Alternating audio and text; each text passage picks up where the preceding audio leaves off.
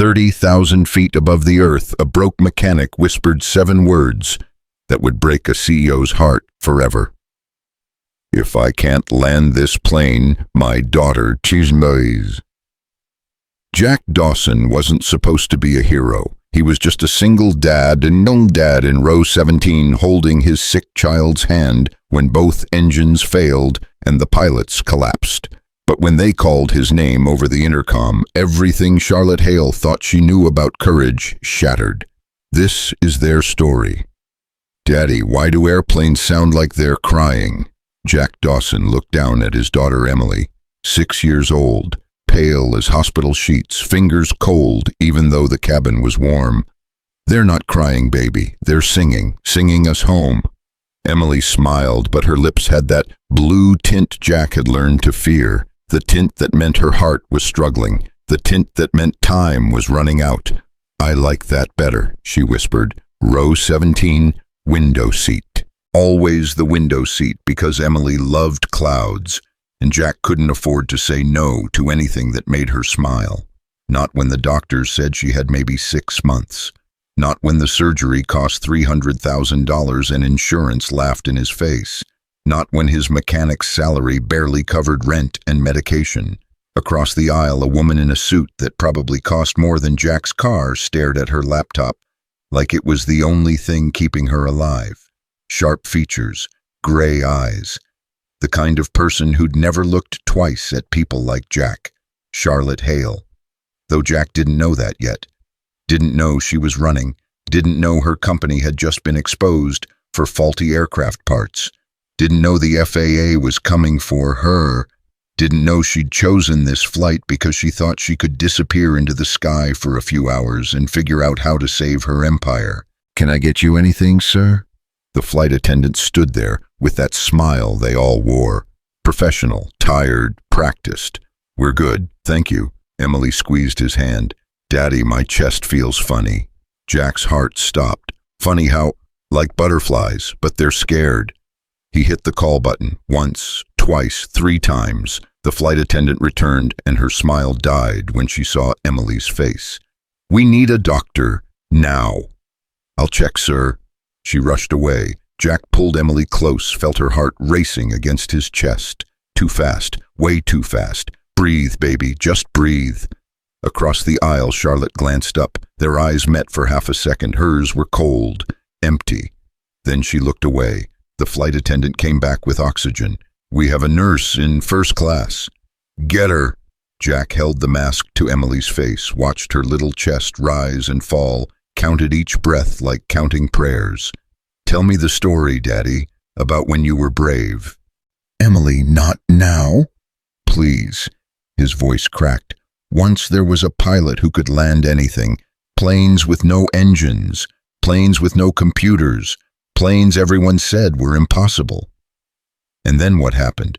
Then he met your mom, and you, and he stopped flying because you were more important than any plane. But Mommy's in heaven now." "Yeah, baby, she is." "So you stopped flying to take care of me." "Best thing I ever did."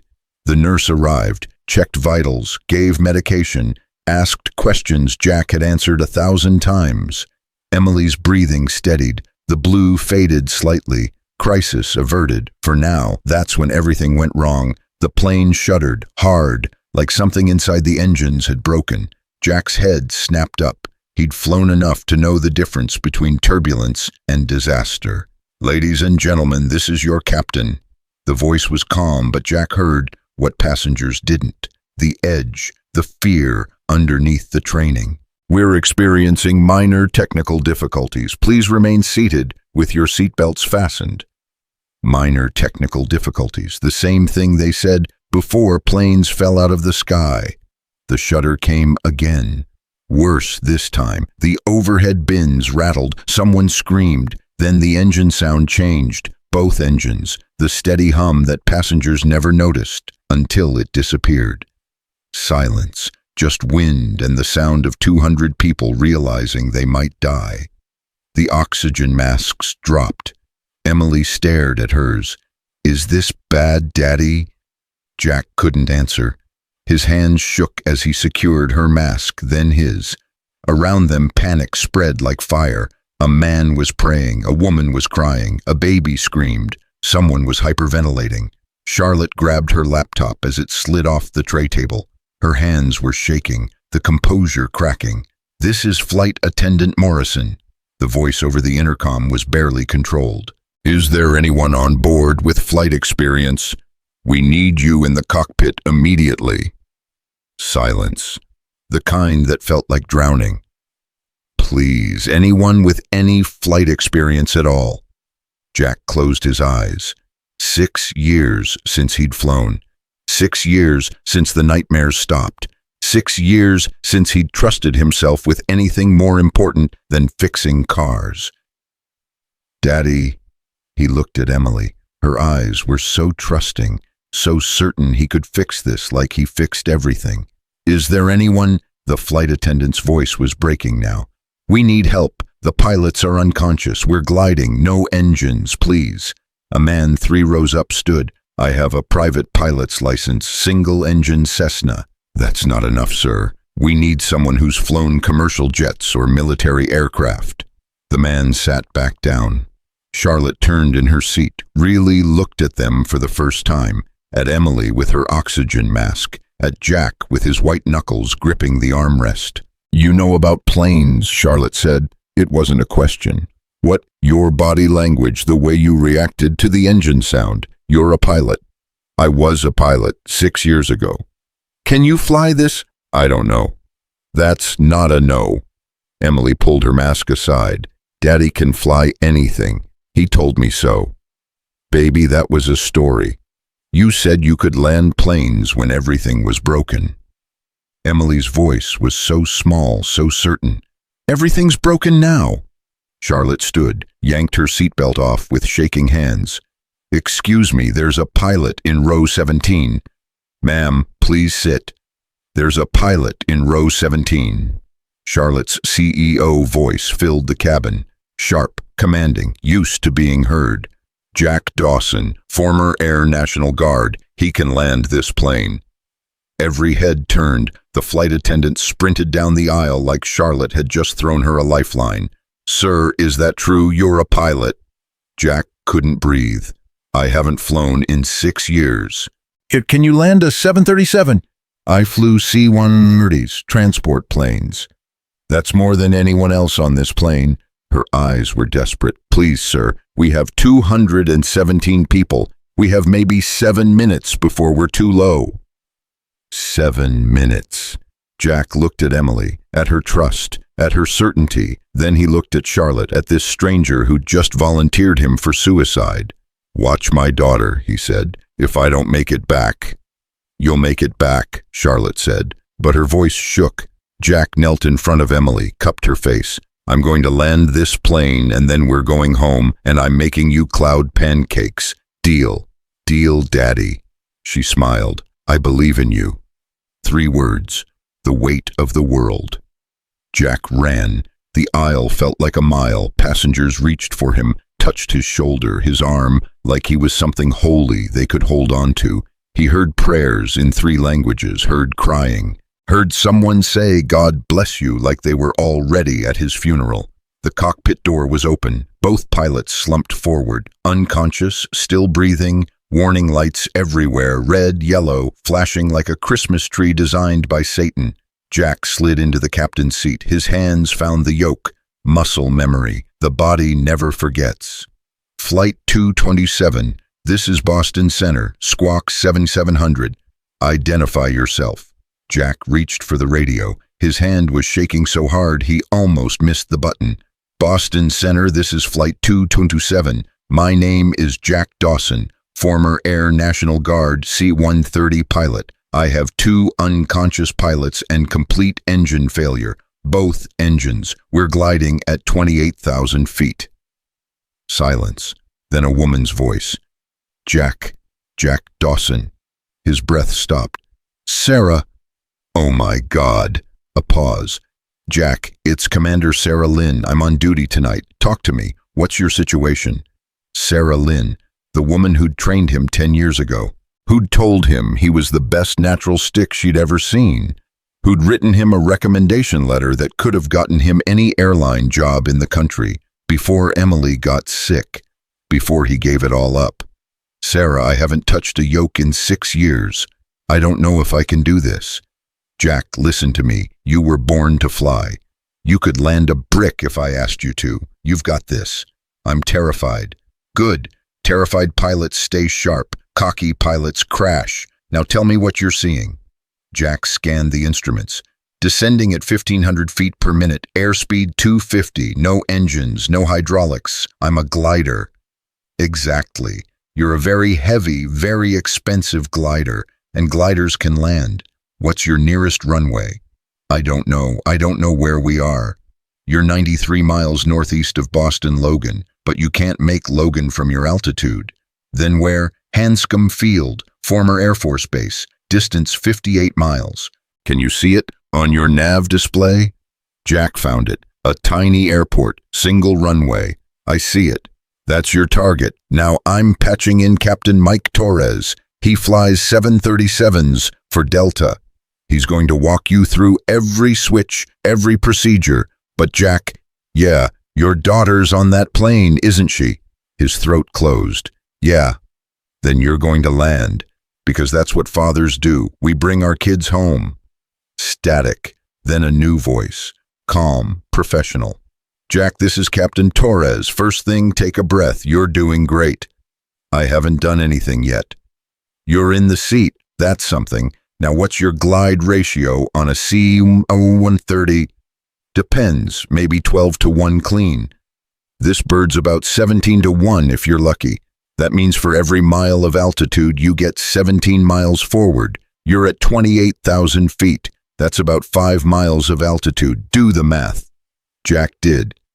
85 miles of glide distance. The runway's 58 miles away.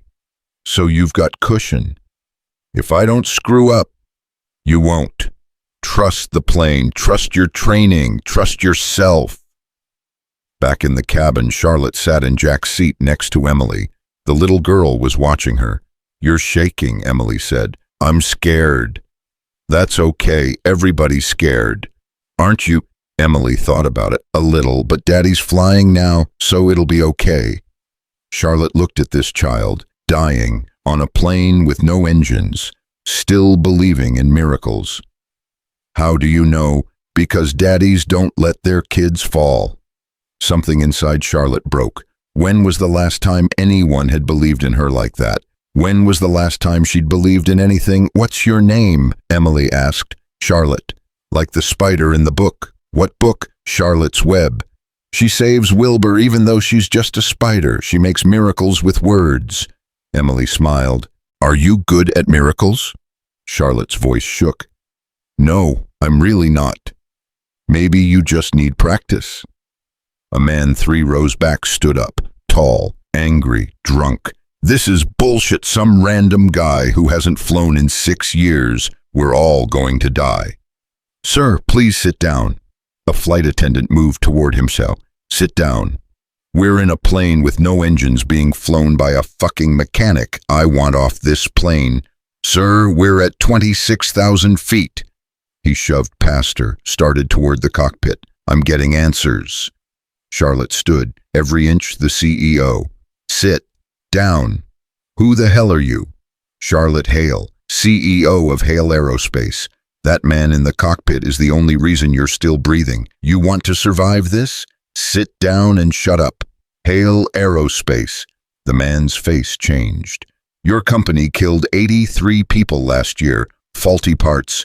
You're the reason planes crash. The cabin went silent. Charlotte's face drained of color. Emily tugged her hand. Charlotte, it's not true, Charlotte whispered. But her voice had no conviction. The drunk man laughed. It's all over the news, lady. Your altimeters failed. Planes crashed. People died. And you're still walking around free. Charlotte sat down, hard, like her legs had given out.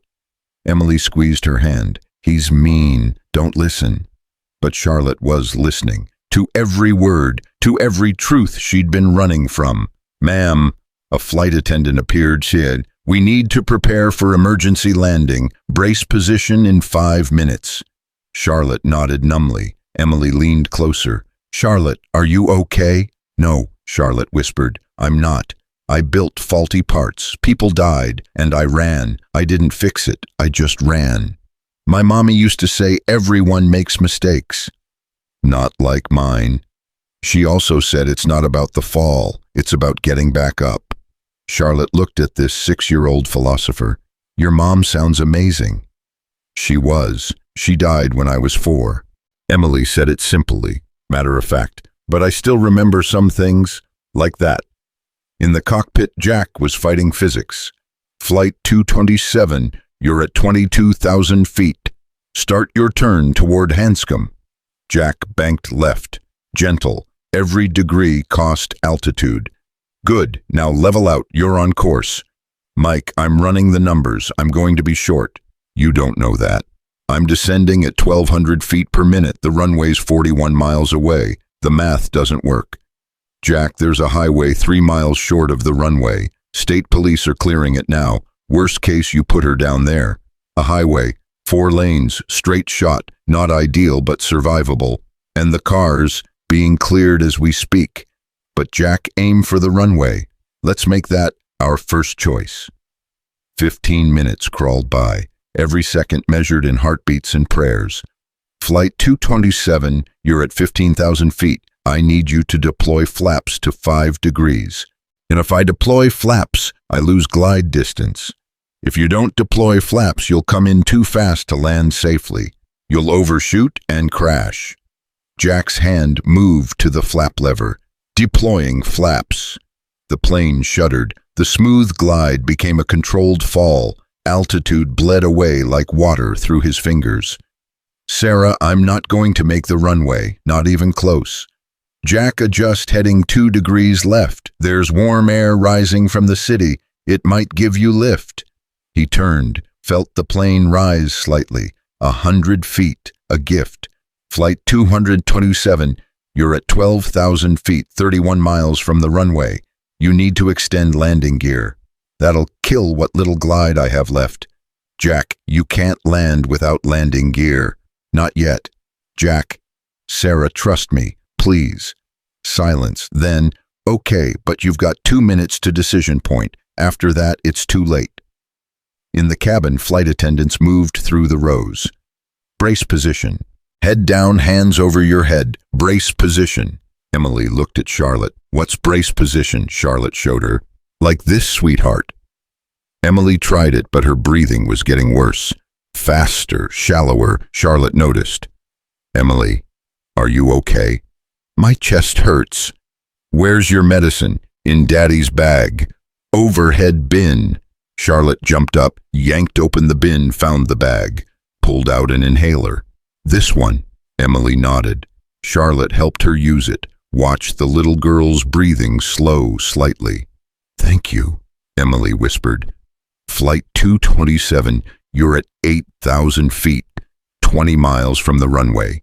You have to deploy landing gear now, or you're committed to the highway.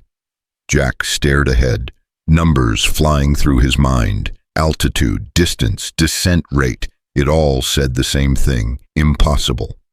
Jack, Sarah's voice was gentle. What's it going to be, runway or highway? Jack thought about Emily, about her smile, her trust, her certainty that daddies don't let their kids fall. I'm going for the runway. Jack, the math. I know what the math says, Sarah, but sometimes you have to trust more than math. Deploying landing gear, the wheels extended with a thunk that sounded like a death sentence. The plane dropped like a stone. Flight 227, you're at 6,000 feet, 15 miles from the runway. Current rate of descent, you'll hit the ground 2 miles short. I know. Jack, pull up. Aim for the highway. No. Jack, Sarah, I trust this plane. I trust my training. I trust that somehow, someway we're making that runway. 4,000 feet, 10 miles out, descending at 1,000 feet per minute, 3,000 feet, 7 miles. The runway appeared ahead, tiny, impossible, 2,000 feet, 5 miles. Too short, too fast. Charlotte held Emily tight. The little girl's breathing was rapid, shallow. Charlotte, I'm scared now. I know, baby. Me too. Will you tell my daddy something if I don't make it? Emily, don't. Tell him I wasn't scared at the end. Tell him I love him. Tell him he's the best daddy in the whole Charlotte's voice broke. You're going to tell him yourself. 1,000 feet, 3 miles from the runway, the ground rushing up. Jack pulled back on the yoke, trading speed for time, for distance, for hope. The stall warning screamed. 500 feet, 1 mile, trees, buildings, a fence. Charlotte pressed Emily's head down. Brace, baby, brace. 200 feet. The fence passed beneath them. The runway threshold appeared. Jack pulled back harder, bleeding off every bit of speed, flying on pure instinct now. The wheels kissed concrete. The plane bounced, settled, rolled. Jack stood on the brakes. No reverse thrust, no spoilers, nothing but brake pads and prayers. The runway disappeared beneath them. 2,000 feet left, 1,500. The plane stopped. 300 feet of runway remaining. For 5 seconds, nobody moved. Nobody breathed. Then the cabin erupted, crying, screaming, praying, applauding, strangers hugging strangers. A woman kissing the floor, a man sobbing into his hands. Flight 227, this is Boston Center. Sarah's voice was thick with tears. You are down, you are safe. Jack, you magnificent bastard, you did it. Jack's hands wouldn't let go of the yoke. His whole body was shaking. Sarah, tell my daughter I'm coming home. He stood, stumbled, caught himself on the doorframe. The walk back to row 17 took forever. Hands reached for him, voices blessed him. An old woman kissed his cheek. A man whispered thank you like a prayer. Row 17. Emily was in Charlotte's arms, breathing, alive. Daddy. Jack fell to his knees, pulled them both close. His daughter, this stranger who'd held her, all 3 of them shaking. You did it, Daddy. You flew the whole sky. Jack couldn't speak, just held them and cried. Charlotte pulled back slightly. Her makeup was destroyed, her composure shattered. You saved us, she whispered. Jack shook his head. We saved each other. Outside, sirens wailed. Emergency crews surrounded the plane. News helicopters circled overhead, but Jack didn't care about any of that. His daughter was alive. He'd remembered how to fly, and this broken CEO had remembered how to feel. Then Emily went limp in his arms. Emily, Emily. Her lips were blue. Her eyes rolled back. Her little chest stopped moving. Charlotte screamed, Someone help! We need a doctor now! The nurse pushed through the crowd, checked for a pulse, started CPR. Her heart's failing. We need paramedics. How fast can they get here? A flight attendant was on the radio. Paramedics are at the plane now, boarding in 30 seconds. Jack held Emily's hand. Stay with me, baby. Please, we made it. We're home. You have to stay.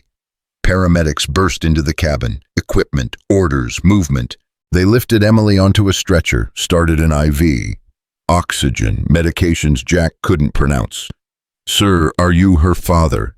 Yes. We're taking her to Boston Children's Hospital. You can ride in the ambulance. Jack stood, looked at Charlotte, this woman he'd known for 2 hours who'd held his daughter like she was precious. Come with us, he said.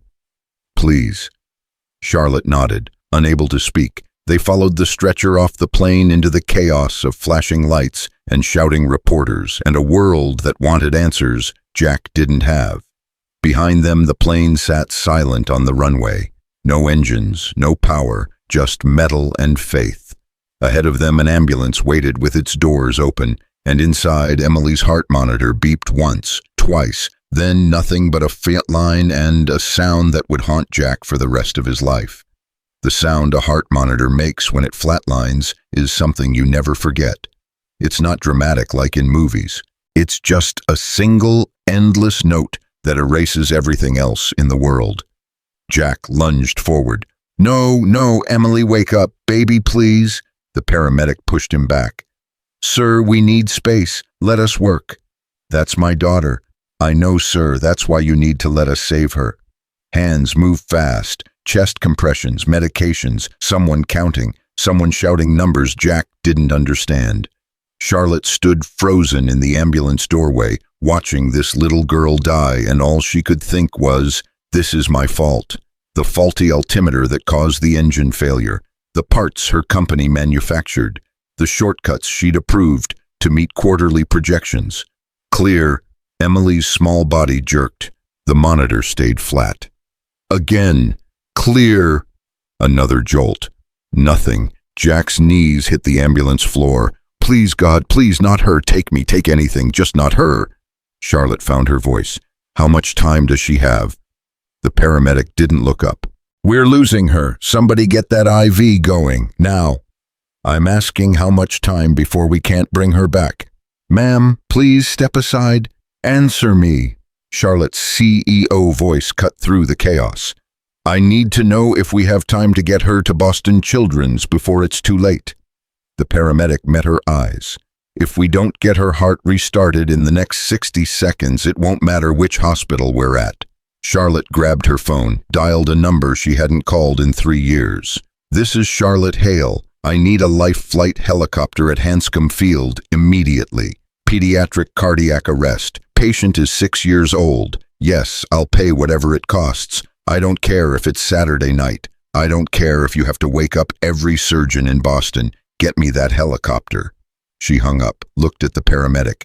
"Keep her alive for 4 more minutes. A helicopter's coming." "Ma'am, we can't just—" "4 minutes. Can you do that or not?" The paramedic's jaw set. "We can do that." Clear. This time the monitor blipped. Once, twice, then a rhythm, weak, irregular, but a rhythm. Emily's eyes fluttered open. "Daddy!" Jack sobbed, grabbed her hand. "I'm here, baby, I'm right here." "Did we land?" "Yes, sweetheart, we landed, you're safe." "I had a bad dream. I dreamed my heart stopped." "It did, baby, but you came back. You always come back to me." The helicopter arrived 3 minutes later, rotors screaming, lights cutting through the darkness. A flight surgeon jumped out, took one look at Emily. "Ventricular septal defect." Jack nodded. "Large VSD. She needs surgery, but we can't afford—" "We'll worry about that later. Right now we need to stabilize her." The surgeon looked at Charlotte. "You the one who called this in?" "Yes." "Smart thinking. Another 5 minutes and we'd be having a different conversation." He turned to his team. "Let's move. I want her in the OR within 20 minutes. They lifted Emily onto a helicopter stretcher. Jack tried to follow. "Sir, we only have room for one parent." "I'm her only parent. I'm coming." "Then get in." Jack climbed aboard, looked back at Charlotte standing there in her destroyed suit mascara, streaking her face, looking more lost than anyone he'd ever seen. "Thank you," he mouthed. Charlotte nodded, watched the helicopter lift off, watched the lights disappear into the night sky. Then she turned and came face to face with 30 news cameras. "Ms. Hale, is it true that faulty Hale aerospace parts caused this emergency landing? Ms. Hale, how do you respond to allegations that you knew about the defective altimeters? Did you cause this near disaster?" Charlotte's hands clenched. Every instinct screamed run, disappear, call her lawyers. But something had changed in the last 2 hours. Something about holding a dying child. Something about watching a father choose courage over fear. "No comment," she said quietly. "Is it true the FAA is investigating your company?" "No comment." "Did people die because of your negligence?" Charlotte stopped walking, turned, faced the cameras. "Yes." The reporters went silent, stunned. "Yes, the FAA is investigating my company. Yes, we manufactured defective altimeters. And yes, people died because I prioritize profit over safety. I knew about the defects 6 months before the first crash. I knew, and I did nothing because I was afraid of lawsuits and stock prices and losing everything I'd built." Her voice cracked. "Tonight, a little girl almost died on a plane that should never have had engine failure. A father who gave up flying to care for his sick daughter had to land that plane because both pilots were poisoned by a carbon monoxide leak that our faulty valve caused." 217 people almost died because I was too much of a coward to do the right thing 6 months ago. So what are you going to do now? A reporter called out. Charlotte looked directly into the camera. I'm going to fix it, all of it, and I'm going to face whatever consequences I deserve. But first, I'm going to make sure that little girl survives, because she deserves better than a world where people like me value money over lives. She pushed through the crowd, got into a taxi, gave the driver an address she hadn't visited in years, Boston Children's Hospital. By the time Charlotte arrived, Jack was in a waiting room that smelled like antiseptic and fear. He was still in his oil-stained mechanic's shirt, still had grease under his fingernails, still looked like a man who'd aged 20 years in 2 hours. "Any news?" Charlotte asked softly. Jack looked up. His eyes were hollow. "They're prepping her for surgery, emergency repair of the ventricular septal defect. The surgeon said she's stable enough to operate, but her heart's so weak that the surgery itself might kill her." "What are the odds?" 60-40 against her. Charlotte sat down beside him. "Jack, I need to tell you something. If it's about your company, I know. I heard your press conference on the taxi radio. Then you know this is my fault. The engine failure, the valve, all of it." Jack was quiet for a long moment. "Yeah, I figured that out about the time Emily's heart stopped." "I'm so sorry." Sorry doesn't bring back the pilots who died from carbon monoxide poisoning. Sorry doesn't fix Emily's heart. Sorry doesn't change the fact that you knew people would die and you did nothing. Charlotte flinched like he'd hit her. "You're right. So why are you here?" "Because that little girl held my hand and told me I could still make miracles. Because for 2 hours on that plane, I remembered what it felt like to be human. Because I owe her everything." "You owe her nothing. You nearly killed her." "I know, but I'm going to save her anyway." A doctor appeared in the doorway. Young, tired, scrub still clean, which meant she hadn't been in surgery yet. "Mr. Dawson." Jack stood so fast he almost fell. "How is she?" "Emily's stable. We've got her on medications to support her heart function while we prep the OR, but I need to talk to you about the surgery." "Okay." "The repair she needs is complex. We have to patch the hole in her heart, and given how large it is and how weak her heart muscle has become, there are significant risks. I need your consent to operate." "What happens if you don't operate?" "She has maybe 3 days, maybe less. Her heart's failing, Mr. Dawson. This surgery is her only chance." Jack's hand shook as he signed the consent form. "We're taking her in 30 minutes. You can see her first, but only for a few minutes." Charlotte stood. "I'll wait here." Jack turned. "Come with me." "Jack, I shouldn't." "She asked for you on the helicopter. She asked if the spider lady was okay." Charlotte's eyes filled. "The spider lady? From Charlotte's Web. You're Charlotte. You save people with words, apparently." They followed the doctor through corridors that all looked the same. White walls, fluorescent lights, the quiet hum of machines keeping people alive. Emily's room was at the end of the hall. She looked impossibly small in the hospital bed. Wires and tubes connected her to monitors that beeped and hummed, but her eyes were open, and when she saw Jack, she smiled. "Hi, Daddy." Jack crossed the room in 3 steps, kissed her forehead. "Hi, baby, how are you feeling?" "Sleepy. The medicine makes me sleepy." "That's okay, you can sleep." "Are they going to fix my heart?" "Yes, sweetheart, the doctors are going to fix it." "Will it hurt?" Jack's voice cracked. "You'll be asleep. You won't feel anything." Emily's gaze shifted to Charlotte. "You came back." Charlotte moved closer, took the small hand that wasn't connected to an IV. "Of course I came back. I promised I wouldn't leave you. I heard you on the ambulance. You called the helicopter. You were supposed to be unconscious." "I was, but I heard you anyway, like a dream." Emily squeezed her hand. "Thank you for saving me." "Emily, I didn't save you. Your dad saved you." "No, Daddy landed the plane, but you saved me when my heart stopped. You didn't run away. You stayed." She smiled. "That's what friends do." Charlotte couldn't speak. This child was calling her a friend, after everything, after knowing what Charlotte's company had done. A nurse appeared. It's time. We need to take her up now. Jack kissed Emily's forehead, her cheeks, her hands. I love you, baby, so much. You're my whole world. I love you too, Daddy. Don't be scared. I'll be okay. How do you know? Because you're waiting for me, and I always come back to you. They wheeled her out. Jack tried to follow, but Charlotte caught his arm. Jack, wait. What? The surgery. How much does it cost? $300,000. Give or take. And your insurance covers $50,000. The rest is on me. He laughed bitterly. Which means it's not happening. Even with the hospital's charity program, I'd need at least $200,000. I make $40,000 a year fixing cars. I'll never have that kind of money. What if you did? Jack's eyes narrowed. What are you saying? I'm saying I'll pay for it. All of it. The surgery, the recovery, whatever Emily needs. No. Jack, I said no. I don't want your blood money.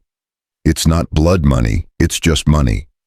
Money you made selling faulty parts that kill people. Money you earned while children like Emily suffered because you were too busy counting profits to care about safety. Jack's voice rose. You think you can buy forgiveness. You think throwing money at me makes this okay. I think your daughter deserves to live regardless of how you feel about me. Don't you dare use my daughter to make yourself feel better. A nurse rushed over. Gentlemen, please, this is a hospital. I'm not a gentleman, Jack said. I'm just a father who can't save his daughter, and she's just a CEO who thinks money solves everything. He walked away, left Charlotte standing there with her checkbook and her guilt. 4 hours later, Jack sat in the surgical waiting room. Other families came and went, babies born, cancers removed, bones set, life and death happening on the other side of those double doors. Charlotte came back, sat 3 chairs away from him, didn't speak. An hour passed, then another. Finally, Jack broke the silence. When did you know what? That the parts were faulty. Charlotte closed her eyes. 8 months ago, our quality control team found stress fractures in the altimeter housings during routine testing. They recommended a full recall. I overruled them. Why? Because a recall would have cost us $60 million. Because our stock price would have collapsed. Because I'd spent 15 years building that company from nothing, and I wasn't going to let some microscopic cracks destroy everything I'd worked for. So you let people die instead. I told myself the cracks were minor, that the failure rate was low, that statistically most of the parts would last their full service life. She laughed, but there was no humor in it. I was very good at statistics, very bad at morality. How many died? 83 people in the first crash, 12 in the second, 17 in a third incident that wasn't supposed to go public until next week. She looked at him. 112 people dead because I was afraid to lose money. And you can live with that.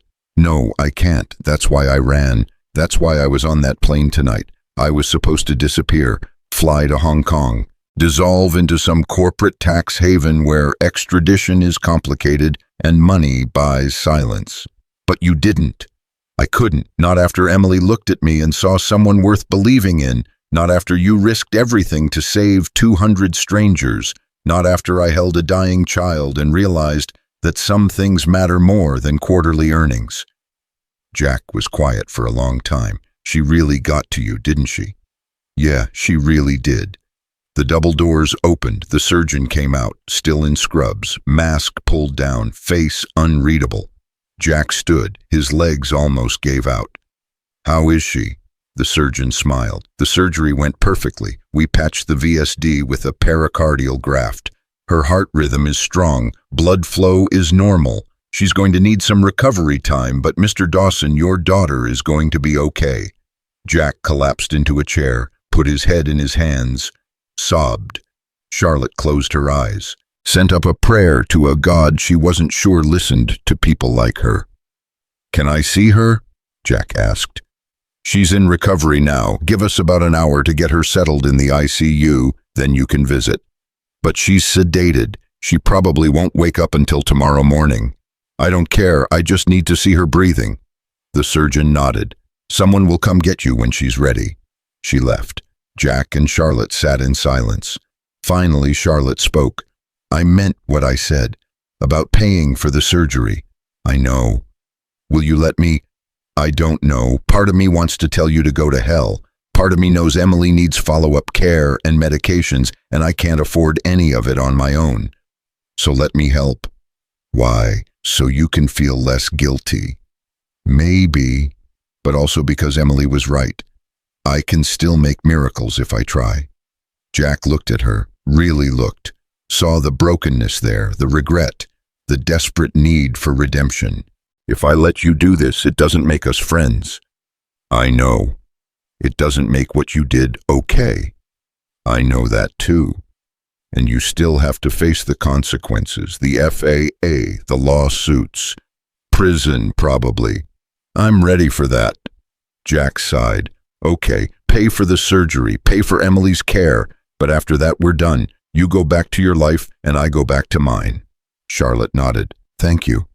"Don't thank me. I'm not doing this for you. I'm doing it for Emily." An hour later, a nurse came to get Jack. Charlotte started to stand, but he shook his head. "Just me. Family only." "Of course." She watched him walk away, watched the doors close behind him. Then she pulled out her phone and made a call. "This is Charlotte Hale. I'm ready to turn myself in. Yes, I understand the charges. No, I don't want to wait for my lawyer. I'll be at FBI headquarters in Boston tomorrow morning at 9 a.m. Yes, I'm sure." She hung up, sat back, closed her eyes. For the first time in 8 months, Charlotte Hale slept without nightmares. 3 floors up, Jack stood beside Emily's bed. She was still unconscious, still pale, but her heart monitor beeped strong and steady. He took her small hand, kissed it, whispered against her skin, "You were right, baby. You always come back to me." Behind him, the door opened. A police officer stepped in. "Mr. Dawson." Jack turned. "Yes, I'm sorry to bother you, sir, but we need to ask you some questions about the emergency landing. It's standard procedure for incidents involving engine failure and unconscious flight crew." "Can this wait?" "My daughter just had heart surgery." "I understand, sir, but there are some irregularities we need to clarify, specifically regarding your flight certification status."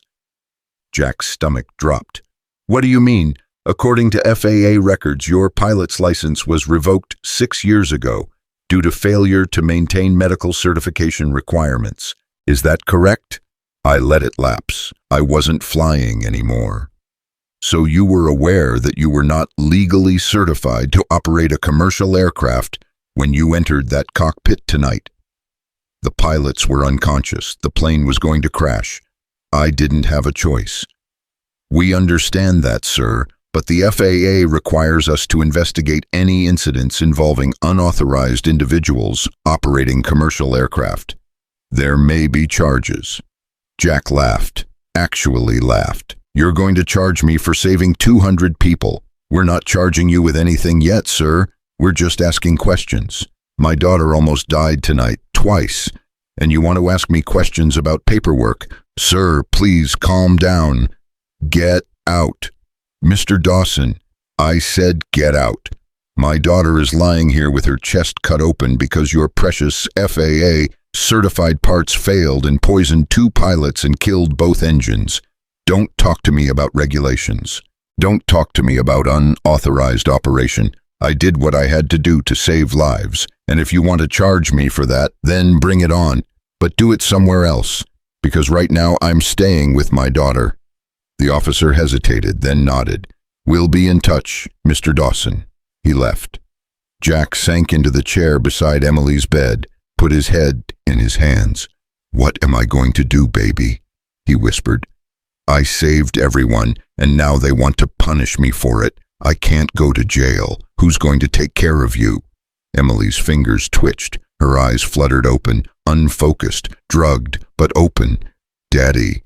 "I'm here, sweetheart. I'm right here. Why are you crying?"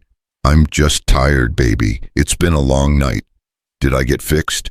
"Yeah, your heart's all fixed." She smiled. "Good. Now you can stop worrying so much." Jack kissed her forehead. I'll never stop worrying about you. That's what daddies do. Even when I'm all grown up. Even when you're all grown up. Emily's eyes closed again. Love you, Daddy. Love you too, baby, more than the whole sky. She drifted back to sleep. Jack watched her breathe in and out. Strong, steady, alive. 3 floors down, Charlotte stood outside the hospital. Dawn was breaking, pink light spreading across the sky, the same sky she'd flown through last night, the same sky that had almost taken Emily, the same sky that had given them all a second chance. Her phone rang. Her lawyer. Charlotte, what the hell did you do? The FBI called me. They said you're turning yourself in without counsel. Have you lost your mind? Maybe, or maybe I'm finally finding it. Do you understand what you're facing? Criminally negligent homicide, fraud, obstruction of justice. You could get 20 years. I know. Then why are you doing this? Charlotte looked up at the hospital windows. Somewhere up there, a little girl was breathing because of a surgery Charlotte had paid for. A father was staying free because Charlotte had chosen to face consequences instead of running. Because someone believed I could still make miracles, she said quietly, and I don't want to disappoint her. She hung up, hailed a cab, gave the driver an address, FBI headquarters, Boston field office. It was time to stop running. The FBI field office in Boston smelled like coffee and bureaucracy. Charlotte sat in an interrogation room that looked nothing like the ones on TV. Just a table, 3 chairs, and a recording device that blinked red every few seconds. Special Agent Maria Torres sat across from her, 40s, sharp eyes, the kind of woman who'd heard every excuse and believed none of them. You understand you have the right to an attorney, Miss Hale? Yes. And you're waiving that right? Yes. Agent Torres leaned back. Why? Because I'm tired of lying. I'm tired of hiding. I'm tired of being the person who values profit over human life. That's very noble. But this confession you're about to give me will be used to prosecute you. You could spend the next 20 years in federal prison. Your company will be destroyed. Your assets will be seized. Everything you've built will disappear. Good. Torres raised an eyebrow. Good. Everything I built was built on dead bodies. Let it burn. For the next 3 hours, Charlotte told them everything. The initial quality control reports, the meetings where she overruled safety recommendations, the emails where she explicitly ordered engineers to minimize the defect findings, the cover-up after the first crash, the falsified inspection records, the bribes to foreign regulators. She held nothing back. When she finished, Agent Torres was quiet for a long moment. Ms. Hale, in my 15 years with the FBI, I've never had someone walk in and hand me a case this complete. Usually people fight. They lawyer up. They destroy evidence. They run. I tried running. I got on a plane last night planning to disappear forever. What changed? Charlotte smiled. A 6-year-old girl told me I could still make miracles. I didn't want to prove her wrong. Torres stood. You'll be formally charged within 48 hours. Criminally negligent homicide, 112 counts, wire fraud, obstruction of justice. We're recommending you be held without bail as a flight risk. I understand. Ms. Hale, why did you really do this? People don't just confess to crimes that will destroy their lives. Charlotte met her eyes. Because last night I watched a father choose to save strangers instead of running. I watched him land a plane he had no business flying because it was the right thing to do. And I realized I've spent my entire life doing the wrong things for the right reasons. It was time to do the right thing even if the reasons are complicated. What reasons? Guilt, redemption. The hope that maybe if I face this, I can sleep without seeing those 112 faces every time I close my eyes. Torres nodded slowly. For what it's worth, Ms. Hale, I think you're doing the right thing. It's worth more than you know. They processed her. Fingerprints, mugshot, orange jumpsuit, a cell that was exactly as depressing as she'd imagined. Charlotte lay on the thin mattress and stared at the ceiling. For the first time in 8 months, she felt something close to peace. Across the city, Jack woke up in the chair beside Emily's bed. His neck ached, his back screamed, but Emily was breathing, and that made every pain worthwhile. "Daddy, you snore." He opened his eyes. Emily was awake, watching him with those impossibly wise eyes. "Sorry, baby, did I wake you?" "No, the beeping woke me, but then you started snoring and it was funny."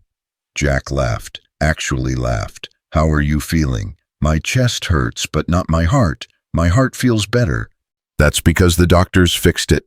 "Can I see?" "See what?" "The scar. I want to see where they fixed me." Jack hesitated. The incision was long, brutal, the kind of thing that would give a 6-year-old nightmares. But Emily was already pulling at her hospital gown. "Whoa, wait, let me help." He carefully moved the fabric aside. The incision ran down the center of her chest, staples holding her sternum together, bruises spreading like storm clouds. Emily touched it gently. "It looks like a zipper." "Kind of, yeah." "Does that mean they can unzip me and put new parts in whenever I break?" Jack's throat tightened. "You're not going to break, sweetheart. You're fixed now for good." "Promise." "I promise." A knock at the door. A nurse entered with breakfast. Jello, broth, juice, hospital food that looked exactly as appetizing as it sounded. "Good morning, Emily. How's our brave girl doing?" "I have a zipper on my chest." The nurse smiled. "You sure do. That's your warrior scar. It means you fought and won." "I like that better than saying I'm broken." "You were never broken, honey. You were just waiting to be whole." The nurse checked vitals, adjusted IV medications, made notes on a chart that Jack couldn't read. "Mr. Dawson, the surgical team will be by around 10 to check Emily's incision. After that, if everything looks good, we can start thinking about moving her out of ICU." "How long until she can go home?" "Probably a week, maybe less, if she heals fast. But she's young and strong. I think she'll surprise us." After the nurse left, Emily picked at her Jello. "Daddy, where's Charlotte?" Jack's jaw tightened. "I don't know, baby." "Is she coming back?" "I don't think so." "Why not?" "Because she has things she needs to take care of." "What things?" "How did you explain corporate crime and federal prosecution to a 6-year-old? She made some mistakes at her job, bad mistakes, and now she has to fix them.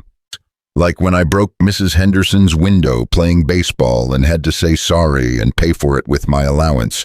Kind of like that, except bigger." Emily was quiet for a moment. "Daddy, do you think Charlotte's scared?" "Probably." "Should we visit her so she's not alone?" Jack's chest ached. "Baby, I don't think we can visit where Charlotte is." "Why not?" "Because she's in jail." Emily's eyes went wide. "Jail, like bad guys." "Charlotte's not a bad guy. She just did some bad things. There's a difference." "What's the difference?" Jack thought about it. "Bad guys hurt people and don't care. Charlotte hurt people and it's killing her inside. That's the difference. So she's a good person who made bad choices." "Yeah, I think so." "Then we should help her. That's what friends do." "Emily, I know you like Charlotte, but she's not really our friend. We just met her last night. She held my hand when you were flying.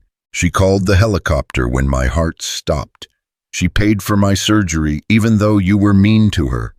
Emily looked at him with those eyes that saw too much. "She saved me, Daddy. That makes her family." Before Jack could respond, his phone rang. Unknown number. "Hello? Mr. Dawson, this is Rebecca Chen from the Boston Globe. I was hoping to get a statement about last night's emergency landing." No comment. "Mr. Dawson, you're a hero. People want to know your story." "I'm not a hero. I just landed a plane. Now leave me alone." He hung up. The phone rang again immediately. Different number. "Mr. Dawson, this is CNN. We'd like to interview you about..." He turned the phone off. Emily watched him. "They want to talk about the plane." "Yeah." "Are you going to tell them?" "No." "Why not?" "Because I didn't do it for attention, baby. I did it for you." The surgical team arrived at 10. They examined Emily's incision, listened to her heart, asked questions only doctors understood. "Everything looks excellent, Mr. Dawson. She's healing beautifully. We'll move her to a regular room this afternoon. Thank you, all of you. I don't know how I'll ever repay you." The head surgeon, Dr. Patel, smiled. Actually, the surgery was already paid for, in full, anonymously. What? Someone called the billing department this morning and paid Emily's entire hospital bill, $287,000. The payment came from an offshore account, so we don't have a name, but someone out there really wanted to make sure your daughter got the care she needed. Jack knew exactly who it was. Charlotte. "Excuse me." "Nothing, thank you, doctor." After they left, Jack pulled out his phone, turned it back on. 43 missed calls, 27 voicemails, 68 text messages. One text stood out, from Commander Sarah Lynn. "Jack, the FAA is looking for you. They want to question you about flying without certification. Call me before you talk to them. I can help. Also, you're all over the news. You might want to see this." She'd attached a link. Jack clicked it. A news article loaded. "Miracle landing. Former military pilot saves 217 lives after engine failure." Below it, a video. Shaky cell phone footage from inside the plane, passengers screaming, someone shouting, "We're going to die." Then Jack's voice over the intercom, calm and steady. "This is Jack Dawson. I'm a former Air National Guard pilot. I'm going to get us home safely. I need everyone to trust me." The video had 12 million views in 8 hours. Another article, "Hero pilot faces criminal charges for unauthorized flight operation." And another, "Hale Aerospace CEO confesses to manufacturing defects that killed 112 people." Charlotte's mugshot stared back at him. She looked exhausted, broken, but somehow more at peace than she'd looked on the plane. "Daddy, you're famous." Jack looked up. Emily was watching his phone screen. "I'm not famous, baby. I'm just a guy who did what he had to do. The people on the internet think you're a hero. The people on the internet don't know me." His phone rang again, this time Sarah Lynn. "Jack, thank God. Are you okay?" "I'm fine. Emily's fine. We're at Boston Children's." "Have the FAA contacted you yet?" "A cop came by last night, said there might be charges." Sarah swore. "Jack, listen to me very carefully. Do not under any circumstances talk to the FAA without a lawyer present. They're under enormous pressure to prosecute this because of the media attention. They're going to try to make an example of you. For saving people, for operating a commercial aircraft without proper certification. Technically, what you did was illegal. Technically, everyone on that plane would be dead if I hadn't done it. I know that, you know that, but the FAA has regulations, and regulations don't care about context. They're going to argue that you endangered lives by taking control of an aircraft you weren't certified to fly. That's insane. That's bureaucracy. Jack, I'm serious. Get a lawyer, a good one. This could ruin you." Jack laughed bitterly. "I'm a mechanic who makes $40,000 a year. I can't afford a good lawyer. Hell, I can't afford a bad lawyer. Then let me help you find one. I know people. Please, Jack, don't face this alone. I'll think about it." "Jack, I said I'll think about it. Right now, I need to focus on my daughter." He hung up, looked at Emily. She was watching him with concern that no 6-year-old should have to feel. "Are you in trouble, Daddy?" "Maybe, but don't worry about it. Grown-up stuff." "Is it because you saved everyone?"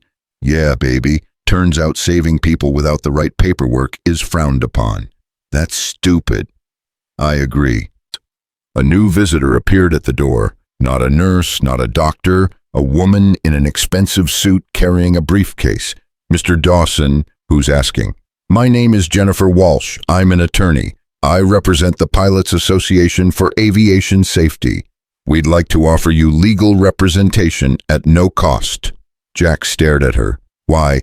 "Because what the FAA is doing is outrageous. You saved 217 lives. You're a decorated military pilot who let his civilian certification lapse because you were caring for your sick daughter, and now they want to prosecute you. It's unconscionable." "I appreciate the offer, but I don't do charity." "This isn't charity, Mr. Dawson. This is justice. We believe that prosecuting you sends a dangerous message to future Good Samaritans. What happens the next time a plane needs help? Will qualified pilots refuse to act because they're afraid of being prosecuted for technical violations? I don't know. We do. They'll hesitate, and people will die. We can't let that happen. Jennifer set her briefcase down. Mr. Dawson, I've been practicing aviation law for 20 years. I've never lost a case. Let me fight for you. Emily tugged Jack's sleeve. Daddy, I like her. She sounds like a superhero. Jennifer smiled at Emily. What's your name, sweetheart? Emily. I just got my heart fixed. I heard. You're very brave. My daddy's braver. He flew a plane with no engines. Yes, he did. That's why I want to help him. Jack looked at this lawyer, at her confident smile, at the hope she was offering. Okay, but I'm not doing any interviews, no press conferences, no publicity. That might be difficult. The media is calling this the miracle landing. You're all over social media. People are setting up GoFundMe accounts for Emily's medical expenses. Tell them to stop. I don't want their money. Mr. Dawson, people want to help. They want to be part of this story. This isn't a story. This is my life, Emily's life, and we don't need strangers turning our trauma into feel-good internet content. Jennifer nodded slowly. I understand, but Jack, may I call you Jack? I guess. Jack, whether you like it or not, you're in the public eye now. The question isn't whether people will talk about you. They will. The question is whether you want to control that narrative or let others do it for you. I just want to be left alone. I know, but sometimes the world doesn't let us be alone. Sometimes we have to stand up and fight even when we're tired. Emily squeezed Jack's hand, like when you flew the plane. Jack sighed. Fine, do whatever you need to do, but keep me out of it as much as possible. I'll do my best. Jennifer pulled out a contract.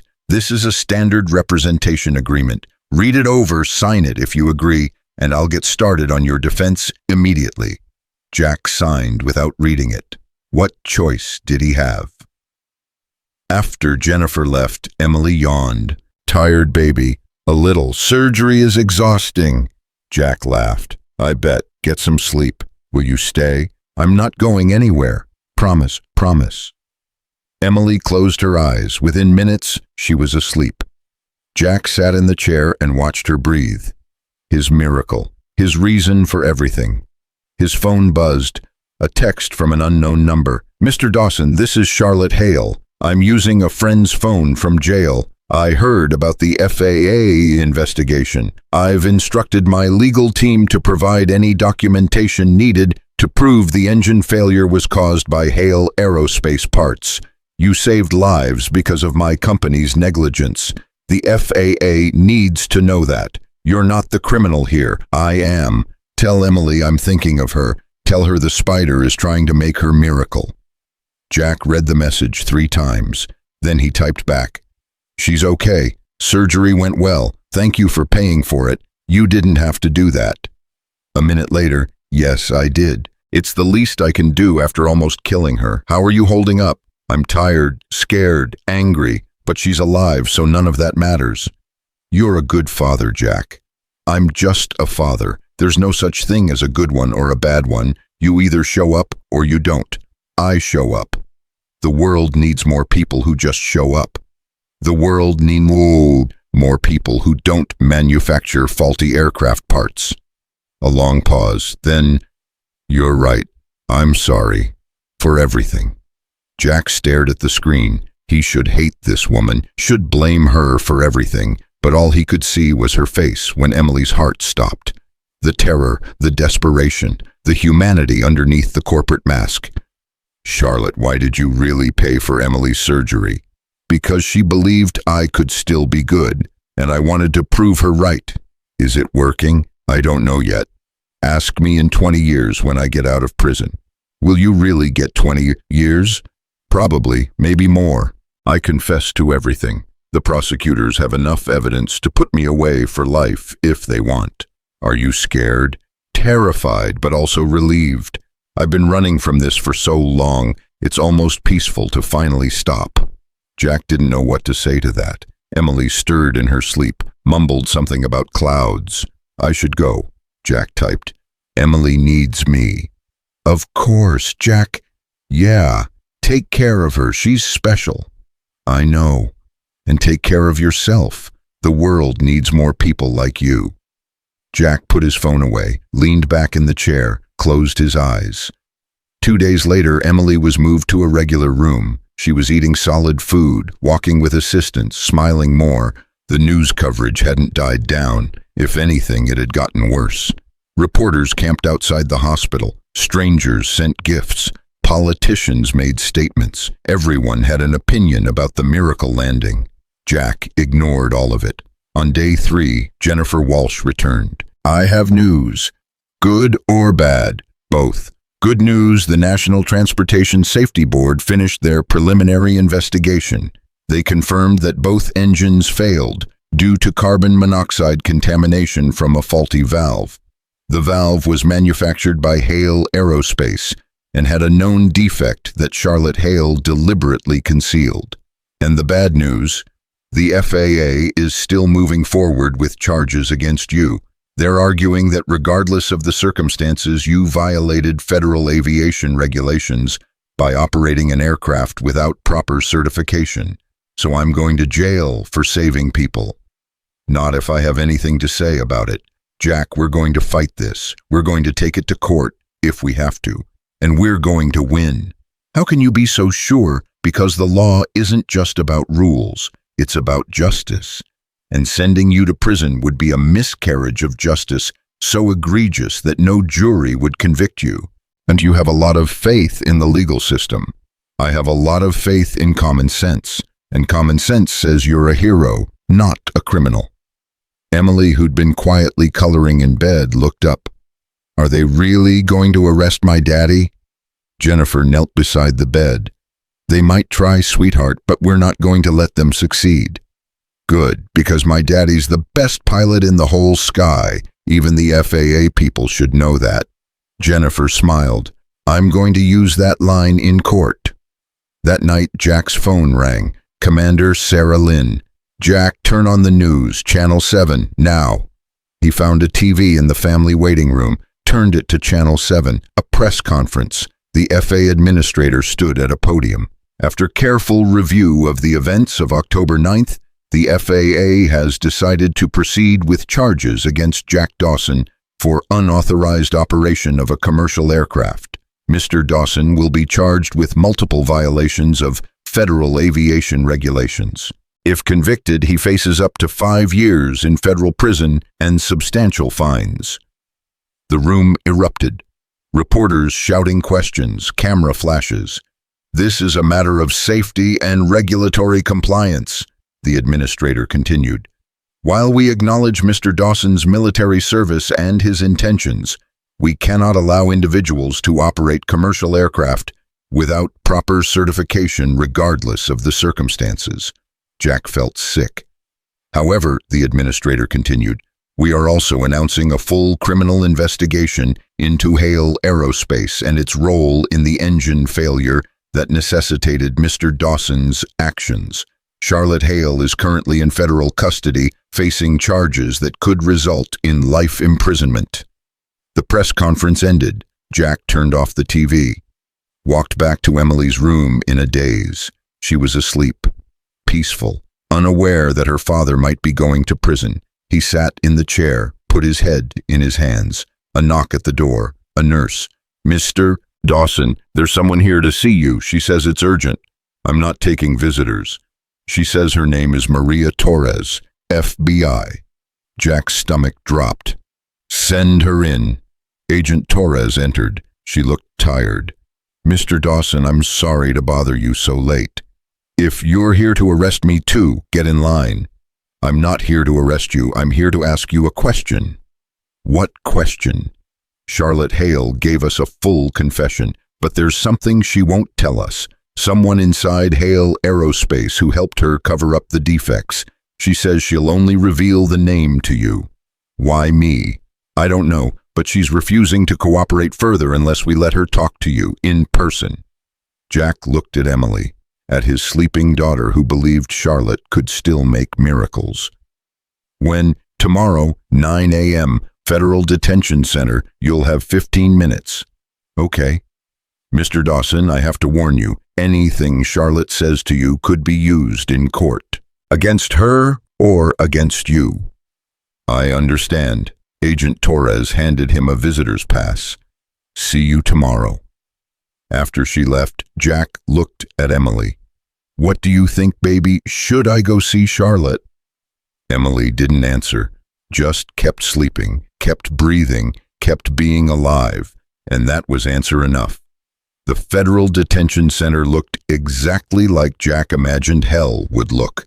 Gray concrete, barbed wire, guards with the faces that had forgotten how to smile. He'd left Emily with a nurse she trusted, told her he had to run an errand, didn't mention where. 6-year-olds didn't need to know their fathers were visiting criminals in jail. ID and visitor's pass. Jack handed them over. The guard barely glanced at him. Any weapons, drugs, or electronic devices? No. Arms out, legs spread. The pat-down was thorough and humiliating. Jack gritted his teeth and endured it. Follow the yellow line. Visitation room 3. You have 15 minutes. The yellow line led him through corridors that smelled like industrial cleaner and despair.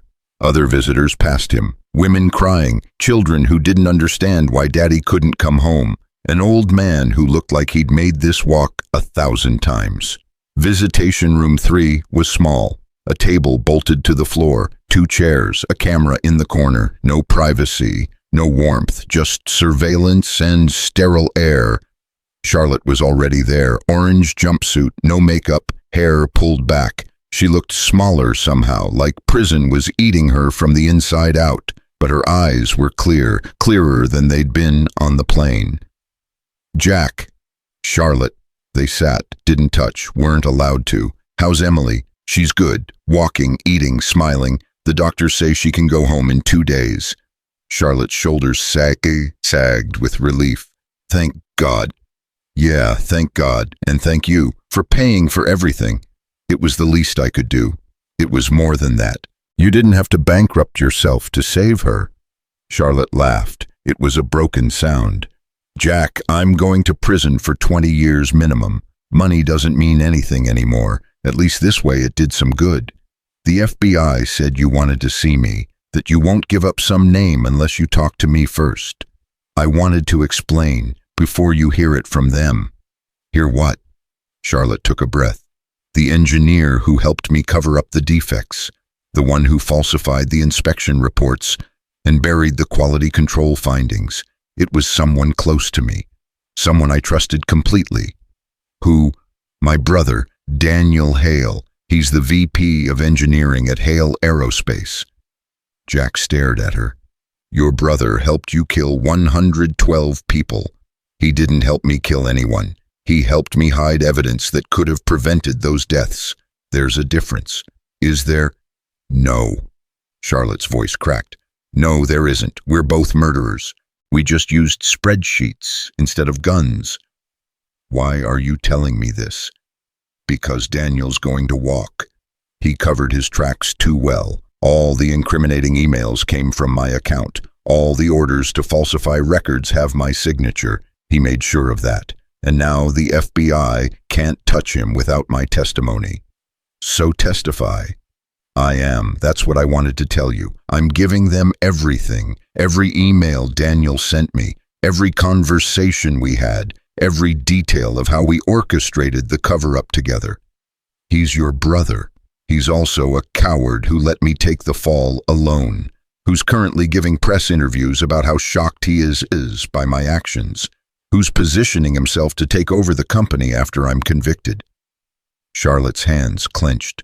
I loved him, Jack. I protected him my whole life, and the moment things got hard, he threw me under the bus to save himself. Family's complicated. That's the understatement of the century. Jack was quiet for a moment. Why did you need to tell me in person? You could have just given the FBI his name. Because I wanted you to understand something about why I did what I did. I already know why. Money, power, The usual reasons. No, that's what I told myself, but the truth is messier than that. Charlotte leaned forward. My father built Hale Aerospace from nothing, died of a heart attack in his office when I was 23, left the company to Daniel and me. I was supposed to handle operations. Daniel was supposed to handle engineering, but Daniel was weak, made bad decisions, nearly bankrupted us twice in the first 5 years. So you took over. So I took over, and I swore I'd never let anyone destroy what my father built, not competitors, not regulators, not even Daniel's incompetence. I became obsessed with protecting the company, with proving I was worthy of my father's legacy. And you lost yourself in the process. Completely. I stopped seeing people as people. They became numbers, acceptable losses, risk assessments, and when the defects showed up, I didn't see 112 potential deaths. I saw a $60 million problem that could tank our stock price. Jack's jaw tightened. You want me to feel sorry for you? No, I want you to understand that good people can do terrible things when they lose sight of what matters. I want you to remember that when they're prosecuting you for saving 217 lives. This isn't about me. Yes, it is. Jack, the FAA is coming after you because you broke their rules. But rules without context are just tyranny. You saved everyone on that plane. You're a hero. And if they send you to prison, they're making the same mistake I made, valuing procedure over humanity. What do you want me to do about it? Fight. Don't let them make you a cautionary tale. Don't let them turn your courage into a crime. A guard appeared at the door. 2 minutes. Charlotte spoke faster. Jack, there's something else. The FAA investigator leading your case. His name is Robert Morrison. He's Daniel's college roommate. They're friends. I think Daniel's pushing him to prosecute you as hard as possible. Why would your brother care about me? Because you're a distraction. As long as everyone's focused on the heroic pilot who broke the rules, they're not focused on the engineering VP who approved faulty parts. Daniel's using you to deflect attention from himself. Jack felt sick. You're saying this whole prosecution is a setup. I'm saying Daniel's very good at manipulating situations to his advantage. And right now, you're advantageous. How do I prove that? You can't. Not without my testimony. That's why I'm testifying against him, and that's why I wanted you to hear it from me first. I'm going to burn my brother to save you. Charlotte, you don't owe me anything. Yes, I do. You gave me back my humanity, Jack, you and Emily. You showed me that courage isn't about protecting what you've built. It's about doing the right thing, even when it costs you everything. Her voice broke. Let me do the right thing, please. It's all I have left. The guard opened the door. Time's up. Jack stood. Charlotte, I don't know what to say. Say you'll keep fighting. Say you won't give up. Say you'll tell Emily the spider kept her promise. What promise? That I'd make a miracle, even if I had to burn everything down to do it. Jack walked out. The door locked behind him with a sound like finality.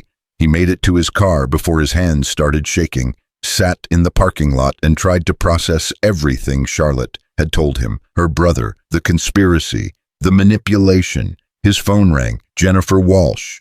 Jack, where are you? Just leaving the detention center. We need to talk. Now, can you come to my office? What's wrong? The FAA just moved up your hearing. It's in 3 days.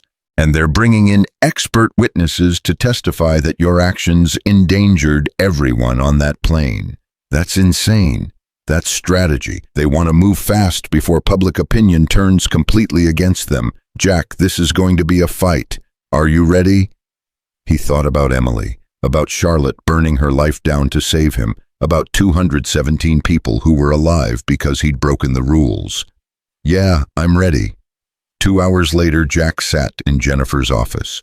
It was everything his mechanic's garage wasn't. Marble floors, glass walls, expensive art that probably cost more than his annual salary. Jennifer spread documents across a conference table. Okay, here's what we're dealing with. The FAA is charging you with 4 violations. operating an aircraft without proper certification, failure to maintain current medical clearance, unauthorized access to a commercial cockpit, and this is the big one, reckless endangerment. Reckless endangerment, I saved everyone.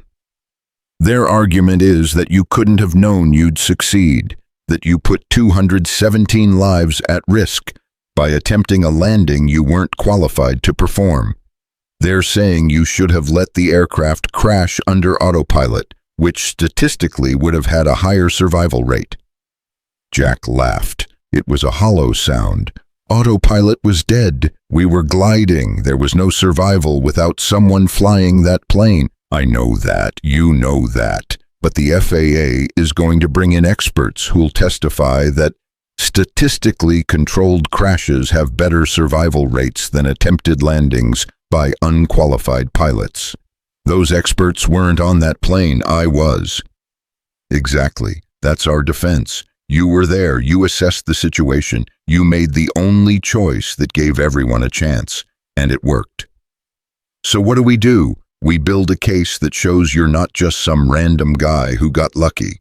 We show your military record, your training, your qualifications. We prove that you were the most qualified person on that plane to handle the emergency. And if that's not enough, Jennifer met his eyes. Then we go to trial and we let a jury decide whether saving lives is a crime. Jack's phone buzzed, a text from the hospital.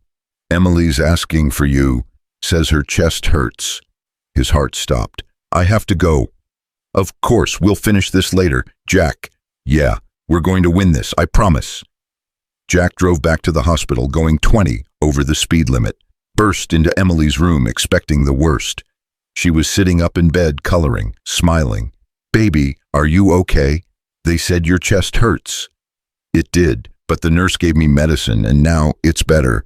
I just wanted you to come back. I missed you. Jack pulled her into a hug, gentle because of the incision. You can't scare me like that, sweetheart. Sorry, Daddy. Did you see Charlotte? Yeah, I did. How is she? She's okay. Sad, but okay. Did you tell her I'm getting better? I did. She was really happy to hear it. Emily went back to her coloring. She was drawing clouds, always clouds. Daddy, when I get out of the hospital, can we visit Charlotte? Baby, I told you where Charlotte is. Kids can't visit. Not even to say thank you. Not even for that. Emily's face fell. That's not fair. She saved me. I should be able to thank her. You can write her a letter. I'll make sure she gets it. It's not the same. I know, but it's the best we can do right now. A knock at the door. A man Jack didn't recognize. Suit, briefcase, the look of someone who brought bad news professionally. Jack Dawson. Who's asking? Robert Morrison, Federal Aviation Administration. I'm the lead investigator on your case. Jack's blood went cold, Charlotte's warning echoing in his head. Daniel's college roommate, the setup. I have nothing to say to you without my lawyer present. I'm not here officially. I wanted to talk to you off the record. There's no such thing as off the record, not with federal investigators. Morrison glanced at Emily. Can we speak in the hallway? Jack looked at his daughter. I'll be right outside, baby. You need anything, you call for me. Okay, Daddy. In the hallway, Morrison leaned against the wall. He looked tired, conflicted. Mr. Dawson, I wanted to apologize. For what? For what I'm about to do to you. I don't agree with it. I think you're a hero, but I have orders from higher up, and I can't disobey them without losing my job. Charlotte Hale told me you're friends with her brother, Daniel Hale, VP of Engineering at Hale Aerospace. Morrison's face went pale. She told you that? Yeah, she also told me Daniel's using you to prosecute me as a distraction from his own crimes. That's not true, isn't it?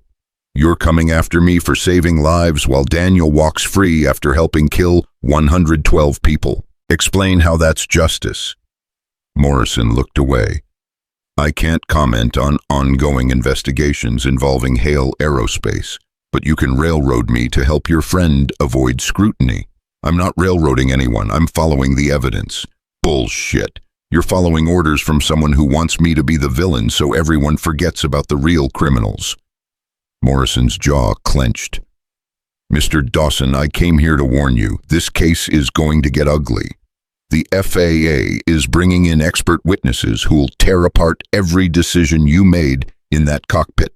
They're going to paint you as a reckless cowboy who got lucky, and I'm going to have to help them do it. So why are you warning me? Because even though I have to prosecute you, I don't have to like it, and I want you to be prepared. Morrison pulled out a business card. This is the name of a retired FAA administrator who's willing to testify on your behalf. She thinks what we're doing is wrong. She might be able to help you. Jack took the card. Why are you doing this? Because unlike some people, I can still sleep at night, and sending you to prison would give me nightmares for the rest of my life. Morrison turned to leave, then stopped. For what it's worth, Mr. Dawson, what you did up there was extraordinary. I've been investigating aviation incidents for 15 years and I've never seen anything like it. You saved everyone. That should mean something. But it doesn't. Not to the people making the decisions. Morrison walked away. Jack stood in the hallway holding a business card from a stranger, wondering how saving lives had turned into a federal crime. Back in Emily's room, she was watching him with those two wise eyes. That man looked sad. Yeah, baby, I think he was. Why? Because sometimes people have to do things they don't want to do, and it makes them sad. Like when you have to give me shots. Exactly like that. Emily patted the bed beside her. Jack sat. She leaned against him, careful of her incision. Daddy, are you going to be okay? Of course I am. You promise. Jack didn't want to lie to her, but he also didn't want her to worry. I promise I'm going to fight as hard as I can, and no matter what happens, we're going to be okay. You and me, always. And Charlotte, what about her? Is she going to be okay too? Jack thought about Charlotte in her orange jumpsuit, about her testifying against her brother, about her burning everything down to make one last miracle. I think Charlotte's going to be okay eventually. It might take a long time, but yeah, she'll be okay. Emily smiled. Good, because I like her, even if she made mistakes. Yeah, baby, me too. That night after Emily fell asleep, Jack sat in the chair and pulled out his phone. Found the business card Morrison had given him. Dr. Patricia Hernandez, former FAA administrator, aviation safety expert. He dialed the number. Hernandez. Dr. Hernandez, my name is Jack Dawson. Robert Morrison gave me your number. Ah, the miracle landing pilot. I was wondering when you'd call. He said you might be willing to testify on my behalf. Not might, will. Mr. Dawson, what the FAA is doing to you is unconscionable. You performed one of the most remarkable emergency landings in aviation history, and they want to punish you for it. I can't stand by and watch that happen. Why not? You don't know me. No, but I know aviation. I know what it takes to land a dead plane from 30,000 feet with no engines, no hydraulics, and 6 years of rust. What you did shouldn't have been possible, but you did it anyway. That's not luck, that's skill, and the FAA knows it. Then why are they prosecuting me? Politics, optics, bureaucratic cowardice. Take your pick. Dr. Hernandez sighed. The truth is admitting that you saved everyone means admitting that their regulations failed, that sometimes the rules don't account for reality, and bureaucracies hate admitting they're wrong. So what do? You let me testify. I'll explain to the judge and jury exactly what you accomplished. I'll walk them through every decision you made, every correction, every adjustment, and I'll show them that not only were you qualified to land that plane, you were the only person on board capable of doing it. Will that be enough? I don't know, but it's a start. Mr. Dawson, I've spent 40 years in aviation safety. I've investigated hundreds of crashes, and I can count on one hand the number of pilots who could have done what you did. You're not a criminal, you're a hero. Let me help prove that. Jack's throat tightened. Thank you. Don't thank me yet. This is going to be a fight. The FAA doesn't like losing, and they especially don't like being proven wrong in public. I'm used to fighting. Good, because we're about to go to war. Jack hung up, looked at Emily sleeping peacefully, her chest rising and falling in a strong, steady rhythm. Whatever happened next, whatever the FAA threw at him, he'd survive. Because that's what fathers did. They survived for their kids. 2 days later, Emily was discharged. Jack carried her out of the hospital in his arms, ignoring the reporters shouting questions, the cameras flashing, the chaos that followed them everywhere now. Mr. Dawson, how do you respond to the FAA charges? Mr. Dawson, do you regret landing the plane? Mr. Dawson, what do you want to say to the families of the crash victims? Jack kept walking, got Emily into the car, drove away from the circus. Daddy, why are all those people yelling? Because they want to turn our story into news, baby. But it's not news, it's just our life. I don't like them yelling. Me neither, but we're going home now, away from all of it. Their apartment was small, 1 bedroom, second-hand furniture, walls that needed paint. But it was home. Jack carried Emily inside, tucked her into her bed with the cloud blanket her mother had made before she died. It's good to be home, Emily whispered. Yeah, baby, it is. Daddy, yeah. Thank you for saving everyone on the plane. I know it was scary, but you did it anyway. That's what makes you brave. Jack kissed her forehead. I wasn't brave, sweetheart. I was terrified. That's what brave means, Daddy. Being scared and doing it anyway. Where did she learn this wisdom? How did a 6-year-old understand courage better than most adults? Get some sleep, baby. Tomorrow we start fresh. Okay, Daddy. Yes, Emily. I love you more than the whole sky. I love you more than the whole universe. She smiled, closed her eyes. Within minutes, she was asleep. Jack walked into the living room, sat on the couch that sagged in the middle, looked around at the life he'd built, humble, simple, barely holding together, but it was his and Emily's, and no one could take that away. His phone buzzed, a news alert. Breaking: Charlotte Hale testifies against brother in Hale aerospace scandal. VP of Engineering Daniel Hale arrested on federal charges. Jack clicked the link, read the article. Charlotte had done it, burned her last bridge, destroyed her last family tie, all to expose the truth, all to keep her promise to Emily, to make one final miracle. At the bottom of the article, a quote from Charlotte's testimony: "My brother and I are responsible for 112 deaths. We knew the parts were faulty, we knew people would die, and we did nothing because we valued money over human life. I'm guilty, he's guilty, and I hope we both spend the rest of our lives paying for what we've done. But Jack Dawson, he's innocent, he's a hero. And if the FAA prosecutes him while letting people like my brother walk free, then justice in this country is dead."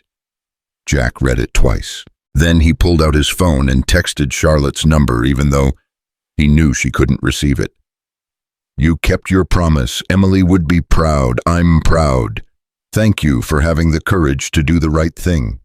He put his phone away, stood, walked to Emily's door, watched her sleep, his miracle, his reason for everything. 3 days until his hearing. 3 days until the FAA tried to make him a criminal for being a hero. But Jack Dawson wasn't afraid anymore. He'd landed a dead plane from 6 miles up. He'd saved 217 lives. He'd watched his daughter come back from the edge of death. Whatever the FAA threw at him, he'd survive. Because that's what survivors did. They kept flying even when the engines died. They kept fighting even when the odds said quit. They kept loving even when the world tried to break them. And they never, ever stopped showing up for the people who needed them. Jack Dawson was just a mechanic from a small town who'd given up flying to care for his sick daughter. But when the world needed a hero, he'd answered. And nothing the FAA said could change that truth. The 3 days before the hearing passed in a blur of preparation and panic. Jennifer Walsh camped out in Jack's tiny living room, surrounded by documents and coffee cups, building a defense out of flight records and witness statements. Emily sat on the couch, coloring pictures of planes with perfect wings, humming songs her mother used to sing. Jack, we need to go over your testimony again. He looked up from the stack of papers he'd been pretending to read. Jennifer, I've told you everything 100 times. The prosecution is going to try to rattle you. They're going to ask you why you thought you were qualified to land that plane, why you didn't defer to someone with current certification, why you risked 217 lives on 6-year-old training. Because there was no one else.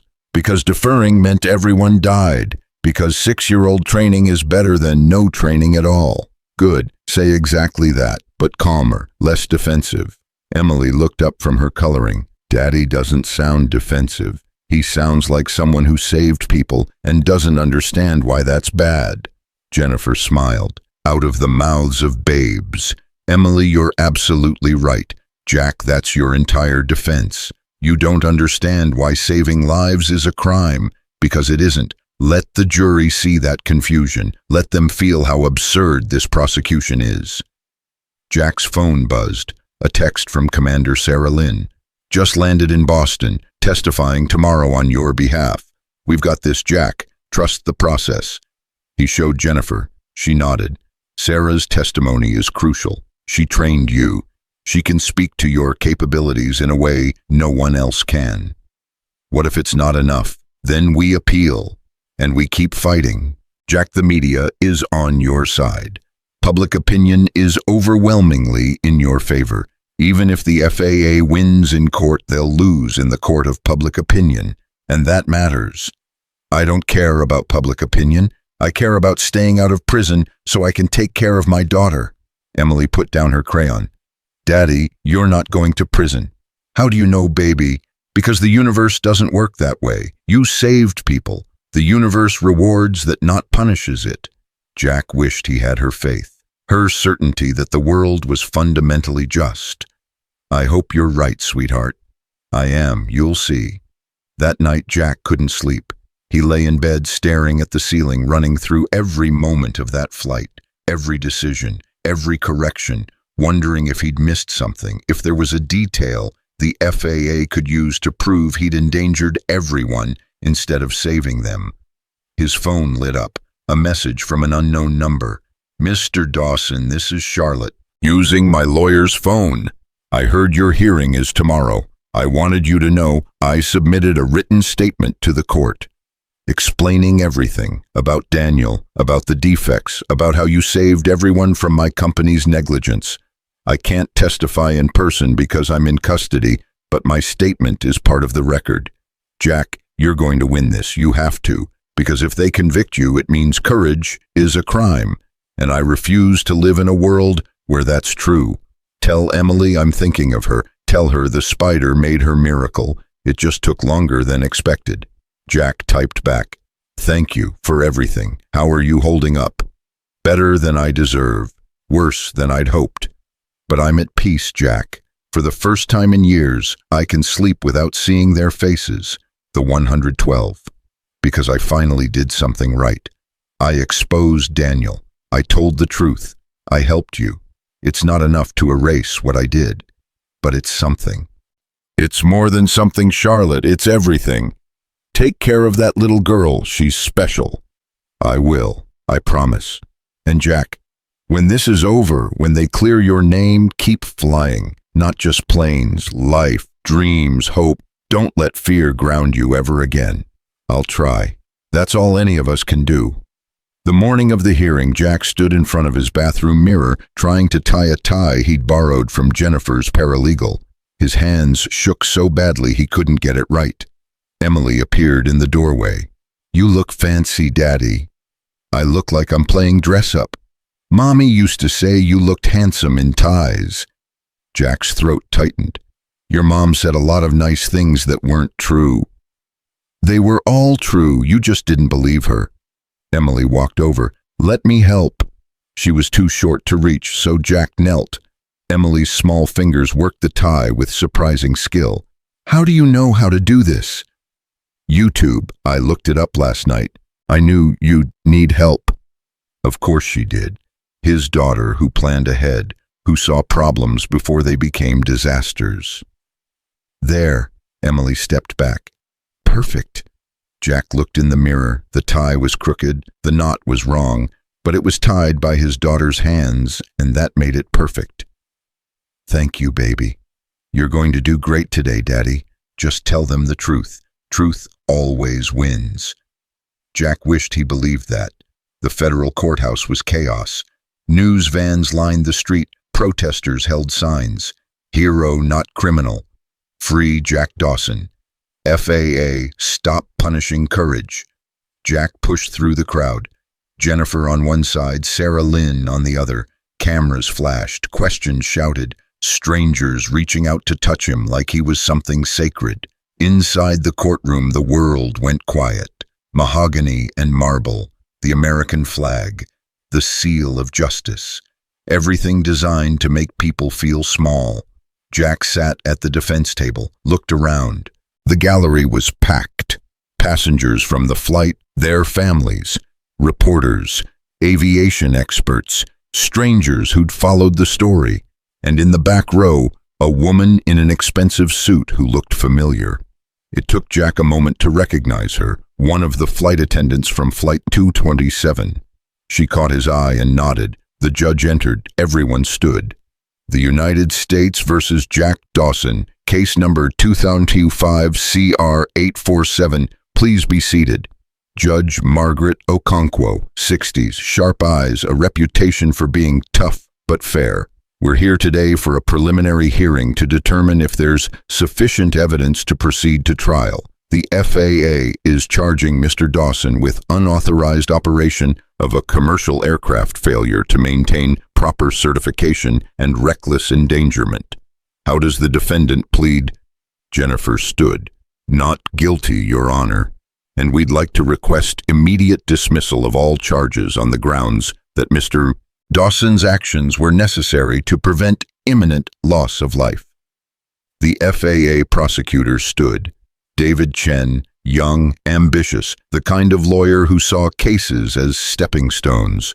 Your Honor, necessity is not a blanket defense for violating federal aviation regulations. Mr. Dawson knowingly operated an aircraft without proper certification. He knowingly put 217 lives at risk by attempting a landing he was not qualified to perform.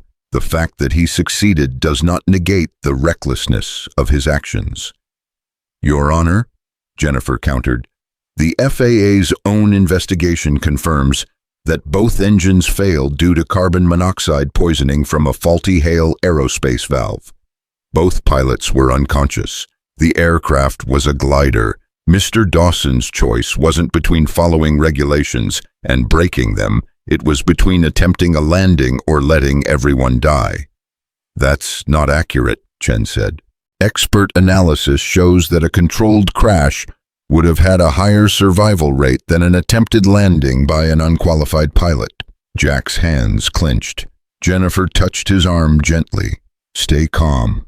Judge Okonkwo looked at Chen. You're arguing that Mr. Dawson should have let the plane crash? I'm arguing that he should have assessed the situation more carefully before deciding he was the only person who could save everyone. There were no other pilots on board. That's irrelevant, Your Honor. The regulations are clear. You cannot operate a commercial aircraft without proper certification, period. Even in an emergency. Emergencies don't negate regulations. They're the reason regulations exist. The judge leaned back.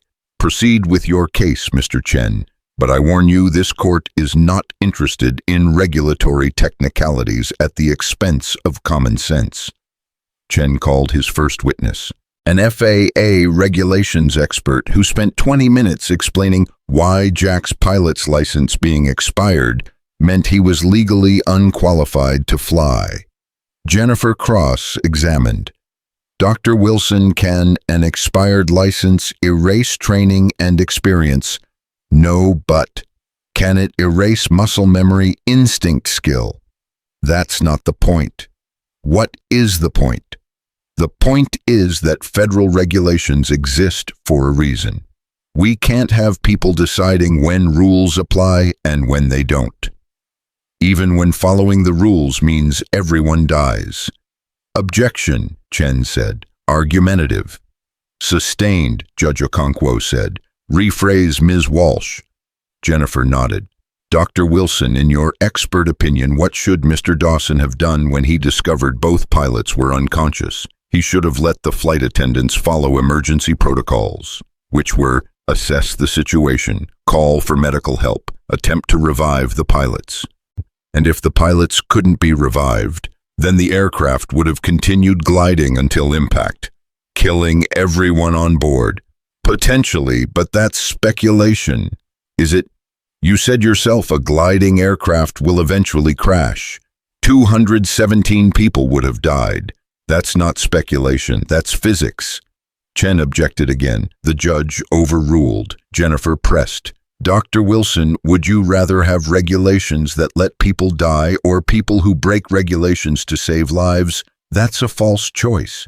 Is it because that's exactly the choice Mr. Dawson faced?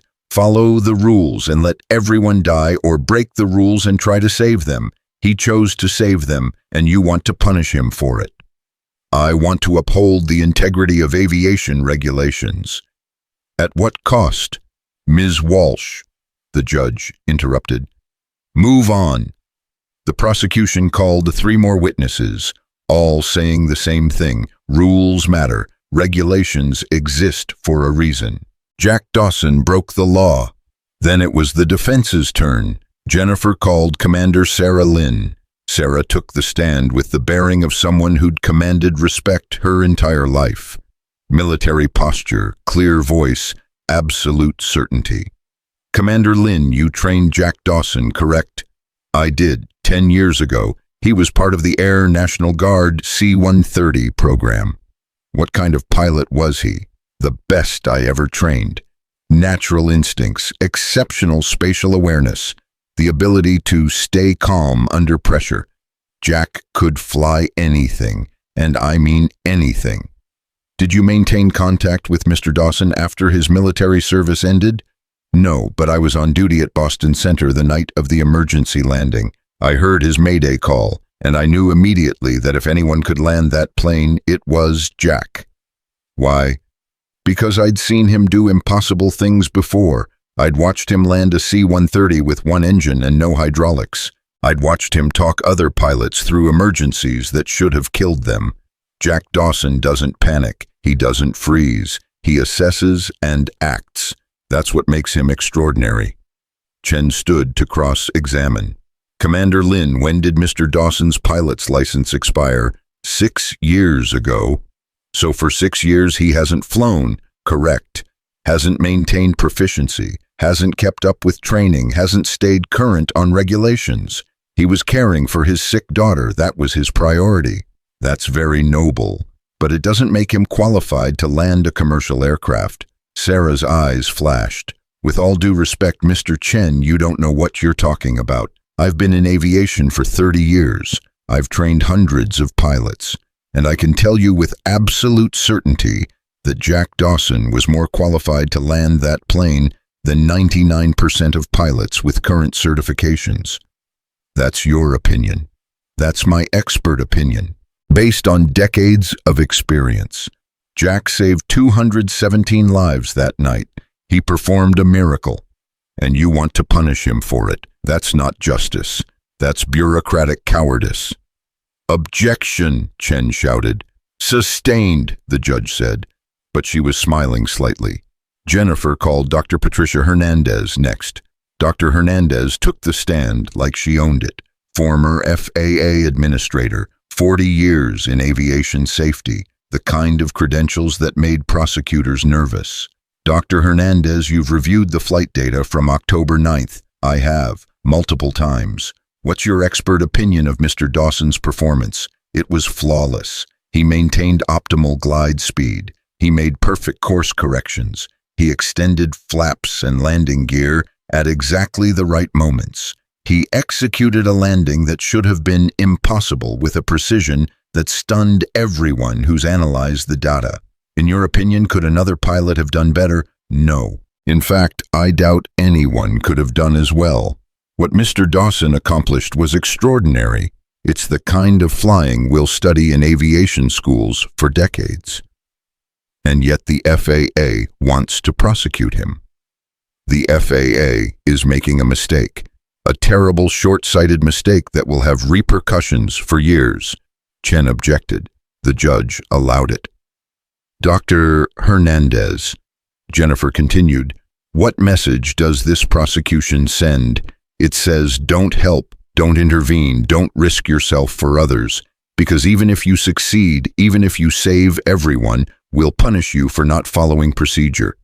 It's the death of good Samaritan laws, the death of courage, the death of everything that makes aviation safety work. Thank you, Dr. Hernandez. No further questions. Chen stood for cross-examination. Dr. Hernandez, you were fired from the FAA, weren't you? I resigned. There's a difference. After disagreeing with regulatory policy, after refusing to prioritize bureaucracy over common sense. Yes. So you have an axe to grind with the FAA. I have a commitment to truth, and the truth is that Jack Dawson is a hero. You're trying to make him a criminal. History will judge you harshly for it. The courtroom erupted in applause. The judge banged her gavel. Order, I will clear this courtroom if necessary. Jennifer called one more witness, the flight attendant from the back row. Her name was Rebecca Morrison. She'd been working the aisle where Jack sat. She'd seen everything. Ms. Morrison described Mr. Dawson's demeanor when you asked for flight experience. He was terrified, shaking. He didn't want to go to the cockpit, but his daughter told him to, said he could save everyone, and he believed her. He went to save his daughter. He stayed to save all of us. In your opinion, did Mr. Dawson endanger anyone? He saved us, all of us. I've been a flight attendant for 12 years. I've seen emergencies. I've seen panic. I've seen people freeze. Jack didn't freeze. He walked into that cockpit knowing he might fail, knowing we might all die, and he tried anyway. That's not reckless, that's courage. Chen had no questions. The judge called a recess. Jack sat in a side room with Jennifer trying not to throw up. We're winning, Jennifer said. The jury loves Sarah. They love Patricia. They love Rebecca. There's no jury. This is a preliminary hearing. The jury is public opinion, and public opinion is screaming for your acquittal. What if that's not enough? Then we go to trial, and we win there too. The bailiff appeared. Court's resuming in 5 minutes. Back in the courtroom, Judge Okonkwo looked tired. I've heard testimony from both sides. I've reviewed the evidence, and I'm ready to make a ruling. Jack's heart stopped. Mr. Dawson, please stand. He stood, Jennifer beside him. Mr. Dawson, the FAA has charged you with serious violations. Violations that on paper seem clear-cut.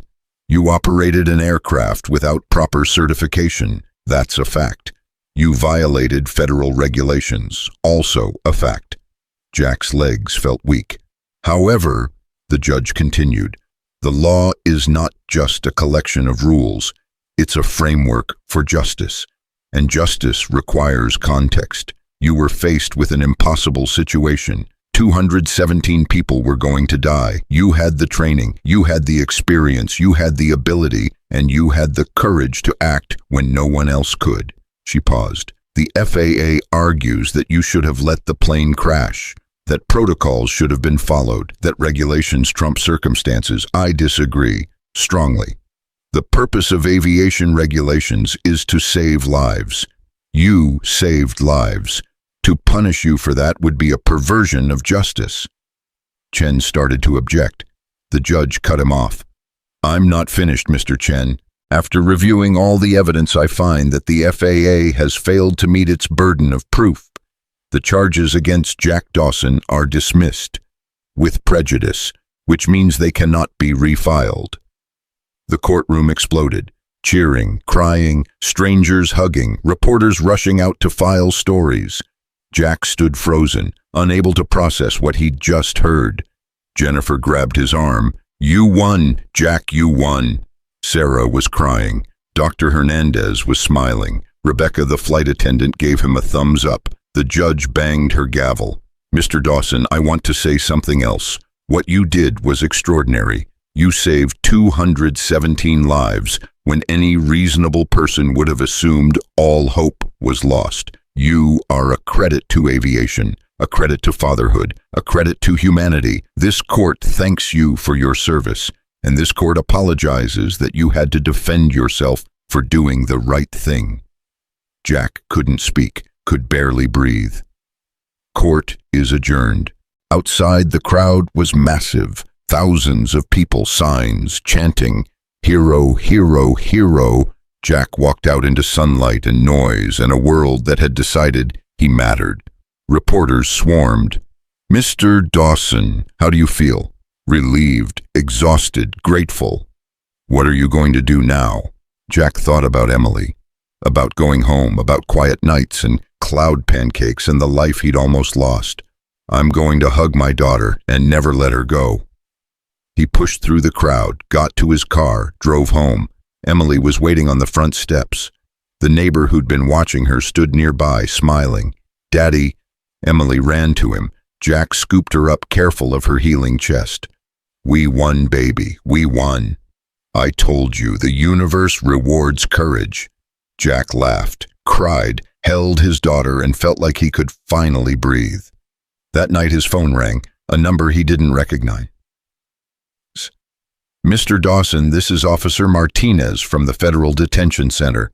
Charlotte Hale asked me to call you. She wanted you to know she heard about your acquittal. She said to tell you congratulations, and to tell Emily the spider kept her promise." "Can I talk to her? She's not allowed phone calls, but she wanted you to have this message." "Thank you. Tell her thank you for everything." "I will, sir." 1 year later, Jack stood in front of a small building in South Boston. The sign above the door read, "Wings for Emily Aviation Education and Dreams Lab." Inside, 20 kids from underprivileged neighborhoods sat in a classroom filled with flight simulators and aircraft models and dreams made tangible. Emily, now 7 and healthy, stood at the front of the room. Her scar had faded to a thin line. Her color was good. Her heart was strong. "Good morning, everyone." "Good morning, Emily. Today we're going to learn about how planes fly. My daddy's going to teach you. He's the best pilot in the whole skit." Jack smiled, stepped forward, started teaching kids who'd never dreamed they could fly, that anything was possible. After class, a car pulled up outside. Charlotte Hale stepped out. She'd been released early for good behavior and cooperation, testified against her brother, helped the FBI dismantle the corruption at Hale Aerospace, spent her time in prison teaching other inmates to read. She looked different, softer, more human. Emily saw her first. "Charlotte." She ran. Charlotte caught her, held her gently. "Look at you, so big, so healthy. They fixed my heart, just like you said they would. I'm so glad, sweetheart." Jack walked over, extended his hand. Charlotte shook it. "Thank you for coming. Thank you for inviting me. This place is incredible, Jack." It was Emily's idea. She said kids should know they can fly, even if they don't have money or perfect hearts. Charlotte looked around at the kids learning, at the dreams taking shape. She's right. She's always right. Emily tugged Charlotte's hand. "Come see the flight simulator Daddy built. It's from a real plane." Charlotte let herself be pulled away. Jack watched them go. The CEO who'd lost everything. The child who'd gained a second chance at life. 2 broken people who'd found healing in each other. That evening, after the kids went home, Jack, Charlotte, and Emily sat outside watching the sky. Planes flew overhead. Silver birds carrying dreams and people and hope. "Charlotte," Emily said, "are you happy now?" Charlotte thought about it. "Yes, I think I am. For the first time in years, I feel like I'm doing something that matters." "What are you doing?" "I'm working with families of the people who died because of my company, helping them get justice, compensation, answers. It doesn't bring anyone back, but it's something. Mommy used to say something is better than nothing. Your mom was very wise." Emily leaned against Charlotte. "I'm glad you came back." "Me too, sweetheart." Jack watched them. This unlikely family, forged in terror, strengthened by courage, healed by forgiveness. What are you thinking, Daddy? I'm thinking about what you said on the plane, about how I flew the whole sky. You did. No, baby, we all did. You, me, Charlotte, we flew together and we landed together, and now we're building something together. Charlotte's eyes filled.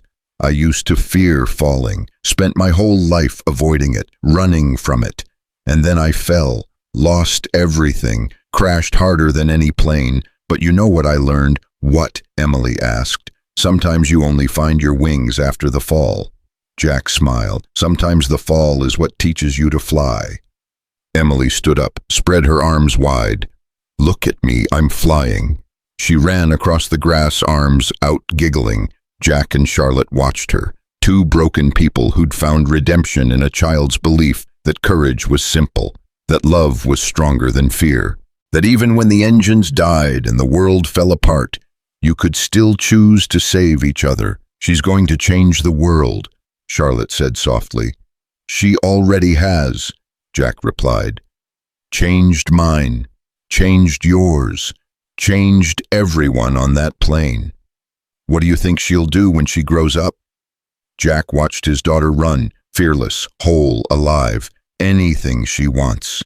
Because she's not afraid of falling. She knows her daddy will catch her, and if he can't, she'll fly on her own. You taught her that. No, she taught me. The sun set, the sky turned orange and pink and purple, colors that only exist in moments of transition. Day becoming night, light becoming dark, fear becoming courage. Emily ran back to them, out of breath, smiling. Daddy, Charlotte, you have to come see this. See what baby, the most beautiful thing in the whole world. She grabbed their hands, pulled them toward the building. Inside, she pointed at the wall. She'd drawn a picture. 3 people, a man, a woman, a little girl. They were holding hands. Above them, a plane with perfect wings. Below them, words in crayon. Sometimes broken things become beautiful. Sometimes falling people learn to fly. Sometimes the scariest moments give us the bravest hearts. Love is heavier than wings, and Daddy, Charlotte, and me, we're family now, forever. Jack's vision blurred. Charlotte put her hand to her mouth. Emily looked at them. Do you like it? Jack knelt, pulled his daughter close. Baby, it's the most beautiful thing I've ever seen. Charlotte knelt too, wrapped her arms around both of them, and there, in a small building in South Boston, 3 people who'd almost died together chose to live together, chose to heal together, chose to teach other broken people that wings could grow back, that hearts could be mended, that courage wasn't about never falling, it was about getting back up. It was about choosing to fly even when the engines died. It was about believing that love was heavier than wings, stronger than gravity, more powerful than any force that tried to pull you down. Jack Dawson had been just a broke single dad in row 17, but when the plane fell and someone called his name, he became something more. Not a hero. Heroes were for movies and stories. He became a father who refused to let his daughter watch him quit. He became a pilot who remembered that flying wasn't about engines. It was about heart. He became a man who learned that sometimes saving others is how you save yourself. And most importantly, he became someone who proved that even when everything's broken, even when the world says it's impossible, even when fear screams that you should run, love gives you wings. Wings strong enough to carry 217 souls home. Wings gentle enough to hold one fragile little girl. Wings brave enough to catch a falling CEO and teach her she could still make miracles. The kind of wings that don't come from metal and thrust. The kind that grow from the heart. The kind you only discover after you fall. And as Jack held his daughter and his unlikely friend under a sky filled with planes and possibilities, he finally understood what Emily had known all along. They didn't just survive that fall. They learned to fly.